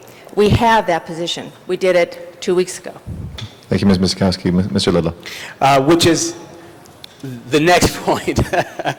I'm not even going to go on the issue, but I think, let me just say this, we've got to be able to count on you in moments like this, and I share in that frustration. I just want to say that because I've heard the interpretation differently, and I think there's a lot of information that we have had that we could have acted on earlier, and I think what Ms. Mizikowski is saying is, in fact, we did. And so that's much more germane to this discussion than anything else. And again, I applaud Councilmember Hahn for engaging in this, but I do think that what we're hearing from at least two of our colleagues is that the council's already taken a position on this issue. Thank you. Ms. Hahn, a point of order? Yes, I don't think there's any point in us really debating whether or not we're stretching our rules or not. That's not worth it. I think, as everyone said, the point is to have our voice heard loud and clear. It sounds like we already did it once, but in my opinion, I think we can say it again. And as the president has agreed to hear it on Friday, I'm happy to withdraw the Rule 23 and do it Rule 16, and we can all hear it on Friday and have the debate then. Again, Okay. I think we can't say it enough, but it's not that important that we feel like we're stretching our rules for it. So I would withdraw the 23 and let's do Rule Okay, 16. Mr. City Attorney has something he'd like to say. I don't believe there's enough time for a Rule 16. It would have to be a referral motion. The chair of the committee would have to waive that, and then it'd be agendized as a special meeting. After 12:15 on Friday? Is that correct? Friday, yes. Okay. Mr. Labange, if he still wants to be heard, and then Mr. Parks next. Rule 39. Mr. Labange, Rule Rule 39. 39. It's 16 and 23 together. Okay? Rule 39. Heights. All right, I'm fine with I thought that was the council Friday. district Mr. Hernandez was working at. Mr. Parks. Thank you, Mr. Chair. I would be willing to waive it. I talked with Mr. Deaton and Mr. Fujioka, and they do not perceive there's anything that would come before committee that would alter the course of this motion, and so Rule 16 would be appropriate to reemphasize what was done prior. Okay. So, Ms. Miskowski, we're okay? All right. So this will be introduced as Rule 16, colleagues. It'll be referred as a Rule 16. Okay. Without objection. So ordered. Next item, please. That clears the desk for closed session. Okay. We are now going to go into closed session. If I can please ask assistance of the officers in clearing the room. We'll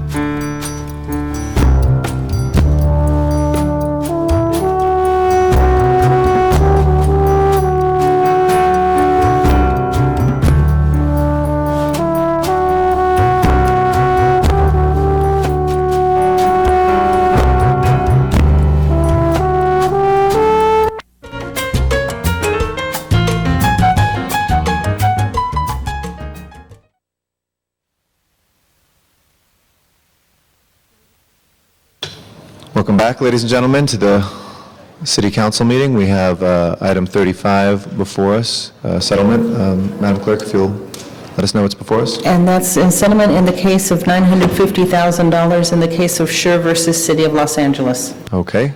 On the Scher case, if you can please open the roll on the settlement. Please close the roll and tabulate the vote. 13 ayes. That settlement is approved, colleagues. And that clears the desk, Mr. President. Okay. Do we have items for posting and referral? Those have already been taken care of before closed Okay. session. Okay, colleagues, any announcements today? Announcements, colleagues? No announcements, so please rise for Mr. Labange on announcement. World AIDS Day, which is a very important day to recognize the challenges of AIDS. It's still a very tragic disease that affecting all communities, and I know several members of council have staff who are involved in helping to promote better AIDS education, and I just wanted to recall that to us, as I'm sure many of you participated in events in your district, the importance of World AIDS Day to make that awareness of the dreaded disease that is affecting all members of the community. Thank you. Thank you very much. Any other announcements? Mr. Ludlow. Thanks, Mr. Chair. I don't want to take something that's not on the agenda, but I just wanted to say a little congratulations to one of our colleagues. You read about her work chairing the subcommittee that looked into the changes in the EIDC, and I just wanted to say it was a real tough job. She did a great job. We should all give Wendy Gruhl a round of applause because they did a great job. And I think LA and the entertainment industry and everybody's going to be a lot better off as a result of the work that she did, and I applaud everybody that participated in the process as well. So good job, Wendy. Another announcement. Ms. Miskowski, did you have one? No, okay. Any other announcements, colleagues? Okay, adjourning motions, colleagues. Ms. Hahn. Thank you, Mr. President and members. I have 3 today to adjourn our meeting in honor of. The first one is John Galt, who was a longtime conservationist, political activist, and former San Pedro High School teacher who died just recently of complications from cancer and a stroke. He was 90 years old. He was truly a Renaissance man, said one of his really good friends, Hal Garvin. He was a scholar, a musician, a plant lover, a botanist, an Audubon bird expert, a true blue Episcopalian. He was a very well-loved man. He also played the drums, the the bass fiddle, the cornet, flute, violin, trombone, and several other instruments. Some of his students at San Pedro High School went on to become professional musicians. He became politically active in the 1960s in the fair housing issue and helped to organize the Harbor Human Relations Council to promote civil rights. He worked with former Los Angeles City Councilwoman Joan Milky Flores to establish a community vegetable garden on North Gaffey and in setting up the farmers market and the day labor hiring center in Harbor Regional Park. He had many causes, San Pedro Library, the United Nations Organization, Common Cause, American Civil Liberties Union, CROP, Hunger Walk, Audubon Society, Union Mission, and every once in a while, the Green Party. He volunteered at the Cabrillo Marine Aquarium, and at the time of his death, he was working on a church garden for St. Peter's filled with all the plants mentioned in the Bible. In addition to his wife Madeline of 40 years, he is survived by a brother Bill, 4 children, Juliet, Howard, Tim, Pamela, and 8 grandchildren. What a great, great man who not only San Pedro, but really this whole region will miss. The next one, colleagues, that I would like us to adjourn the memory of is the mother of someone who works for me, Grieg Asher, and Eva Gerd Asher, who was a well-known Colorado Springs weaver who taught and practiced her craft for 35 years. She just died Sunday at the Life Care Center in Colorado Springs. She was 72. She was born in 1931 in Tonsberg, Norway. And due to the dislocations caused by World War II, she grew up in a number of cities in Norway, and she moved to Colorado Springs after marrying Francis Leggett of Savannah, Georgia, a lieutenant colonel in the U.S. Air Force. She was widowed a few years later, just months after the birth of their son, Grieg. She continued to live in Colorado Springs, raising her son as a single mom and working as a realtor until she married Alan Asher, a Colorado Springs attorney. She had long been an enthusiastic weaver and knitter, and she enjoyed trout fishing, picking wild berries, shopping for antiques, and attending local auctions. She was active in all the things Norwegian and was a founder and president of the local Sons of the Norway chapter. And I must say at this time the other tribute goes to Grieg, who was an only son. And his mother was diagnosed with cancer a few months ago, and many times Grieg would say, I've got to fly to Colorado, and he would take an afternoon plane to go be with her. He did take his children, his 2 children and his wife for one last visit, Thanksgiving.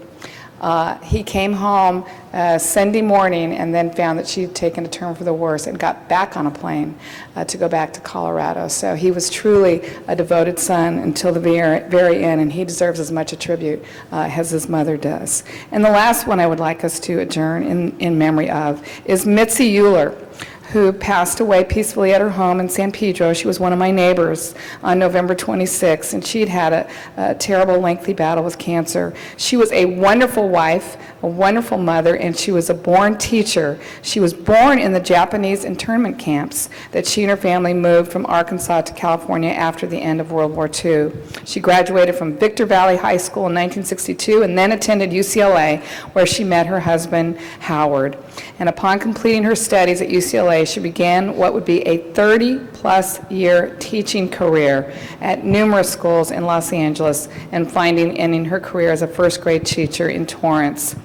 Her dedication to teaching was surpassed only by her love for her family. And besides Howard, her husband of 35 years, she leaves her sons Jeffrey and Matthew, and her sisters Shizui Special and Setsuko Kashitani. She was a truly warm and kind woman, and her services will be Wednesday night at Rolling Hills United Methodist Church at 6:30. And again, the other tribute goes to her lovely husband, Howard, who is the executive director of Toberman Settlement House, who is one of the contracts the City of Los Angeles uses in our Bridges program. And they have a very strong anti-gang program there. So Howard has been associated with our city for a long time. And he, too, was such a loving husband until the very end. And she was really lucky to have him taking care of her till the end. And he the family said that instead of donations, they would all appreciate contributions to the Toberman Settlement House in San Pedro. Thank you for those tributes, Ms. Hahn. Mr. Labange. Yeah, members, I think it's appropriate that we adjourn in memory of Clark Kerr, the renowned UC leader at the University of California and the mastermind of higher education and the importance. Over his years of service, the UC system expanded to include UC San Diego, Santa Cruz, and our own Irvine in Orange County. He was talked at as the person who really made higher education available to the masses of Californians.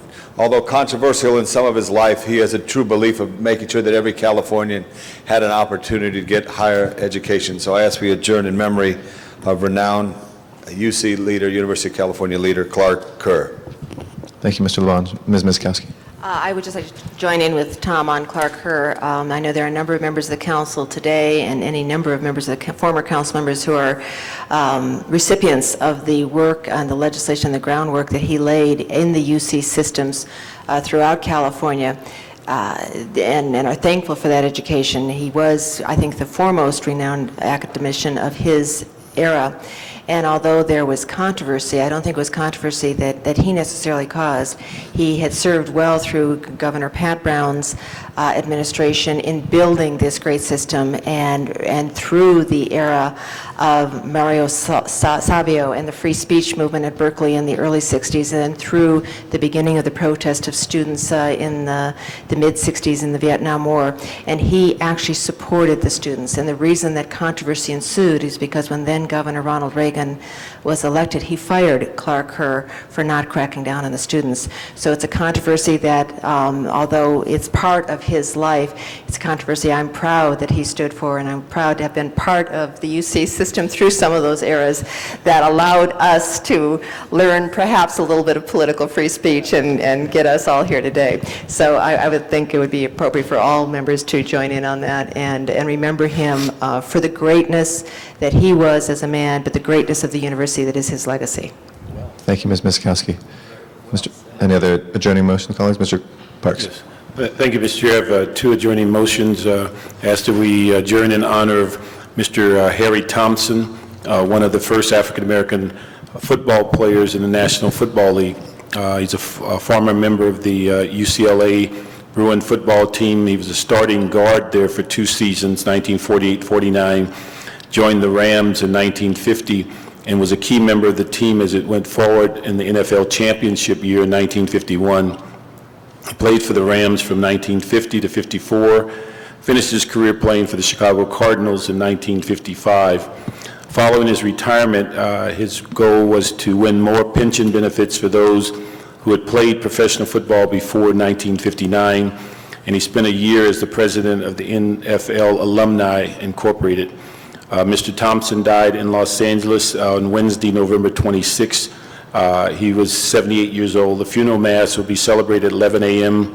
on Wednesday, December 3rd at St. Jerome's Church in Westchester. He leaves 2 daughters and 2 sons. And Mr. Parks, I just want to add on that Harry was a tremendous fella. He went to Los Angeles High School, went to Los Angeles City College before he went to UCLA. When he was one of the few African Americans in the National Football League, and when they traveled the country to play, the African American athletes from their teams had to stay in different hotels. They weren't allowed to stay with their same teammates in hotels. He lived through that whole era. He was a very passionate guy. I knew him for 24 years as an assistant cameraman for the National Football League when I'd see him at the Coliseum press box, and he was always so helpful to everybody to get the statistics necessary so that for those who remember when we used to ship the film overnight and how Howard Cosell would read off all the statistics that took place there, Harry helped us get that done. He was very involved in his community as well. And what Councilmember Parks spoke about, the pre-59, if we do get NFL back in Los Angeles, we should make an issue about pre-59 because the money they're paying for players to play and what they didn't pay for the guys who played before, there should be some adjustment. And in Harry's memory, I think we should carry on that fight. But he truly was a wonderful Angelino, and I'm proud to call him a friend, and I stand and ask that we all adjourn in his memory because he's really what Los Angeles is all about, a product of local schools from Los Angeles High School to Los Angeles City College. to the University of California, Los Angeles. How many people could claim that, and then being a Los Angeles Ram and a world champion and a great citizen? Thank you, Mr. Labange. Mr. Parks. Okay.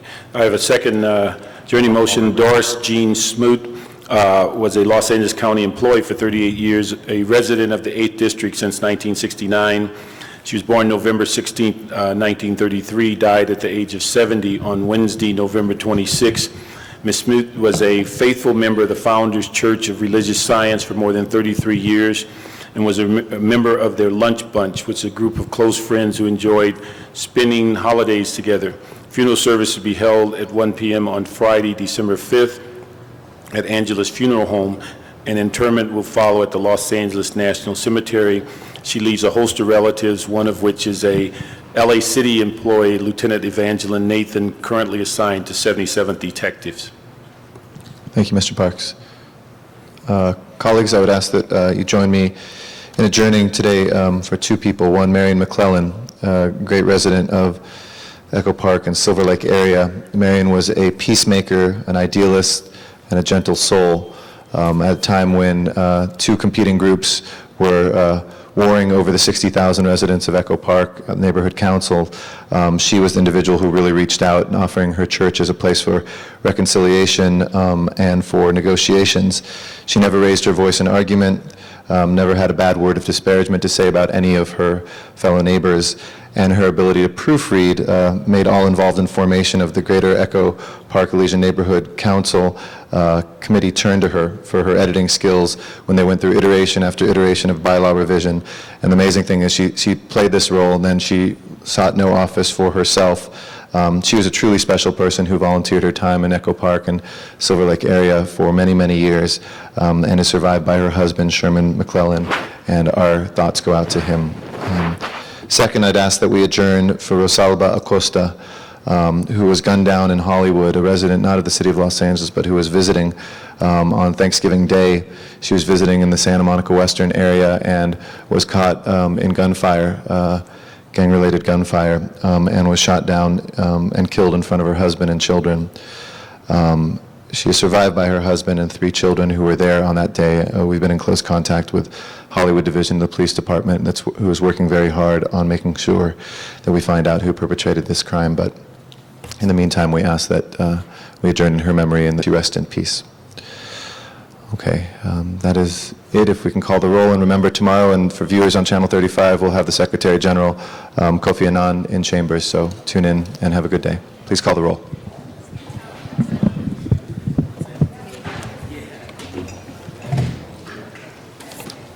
Thank you. This meeting is adjourned.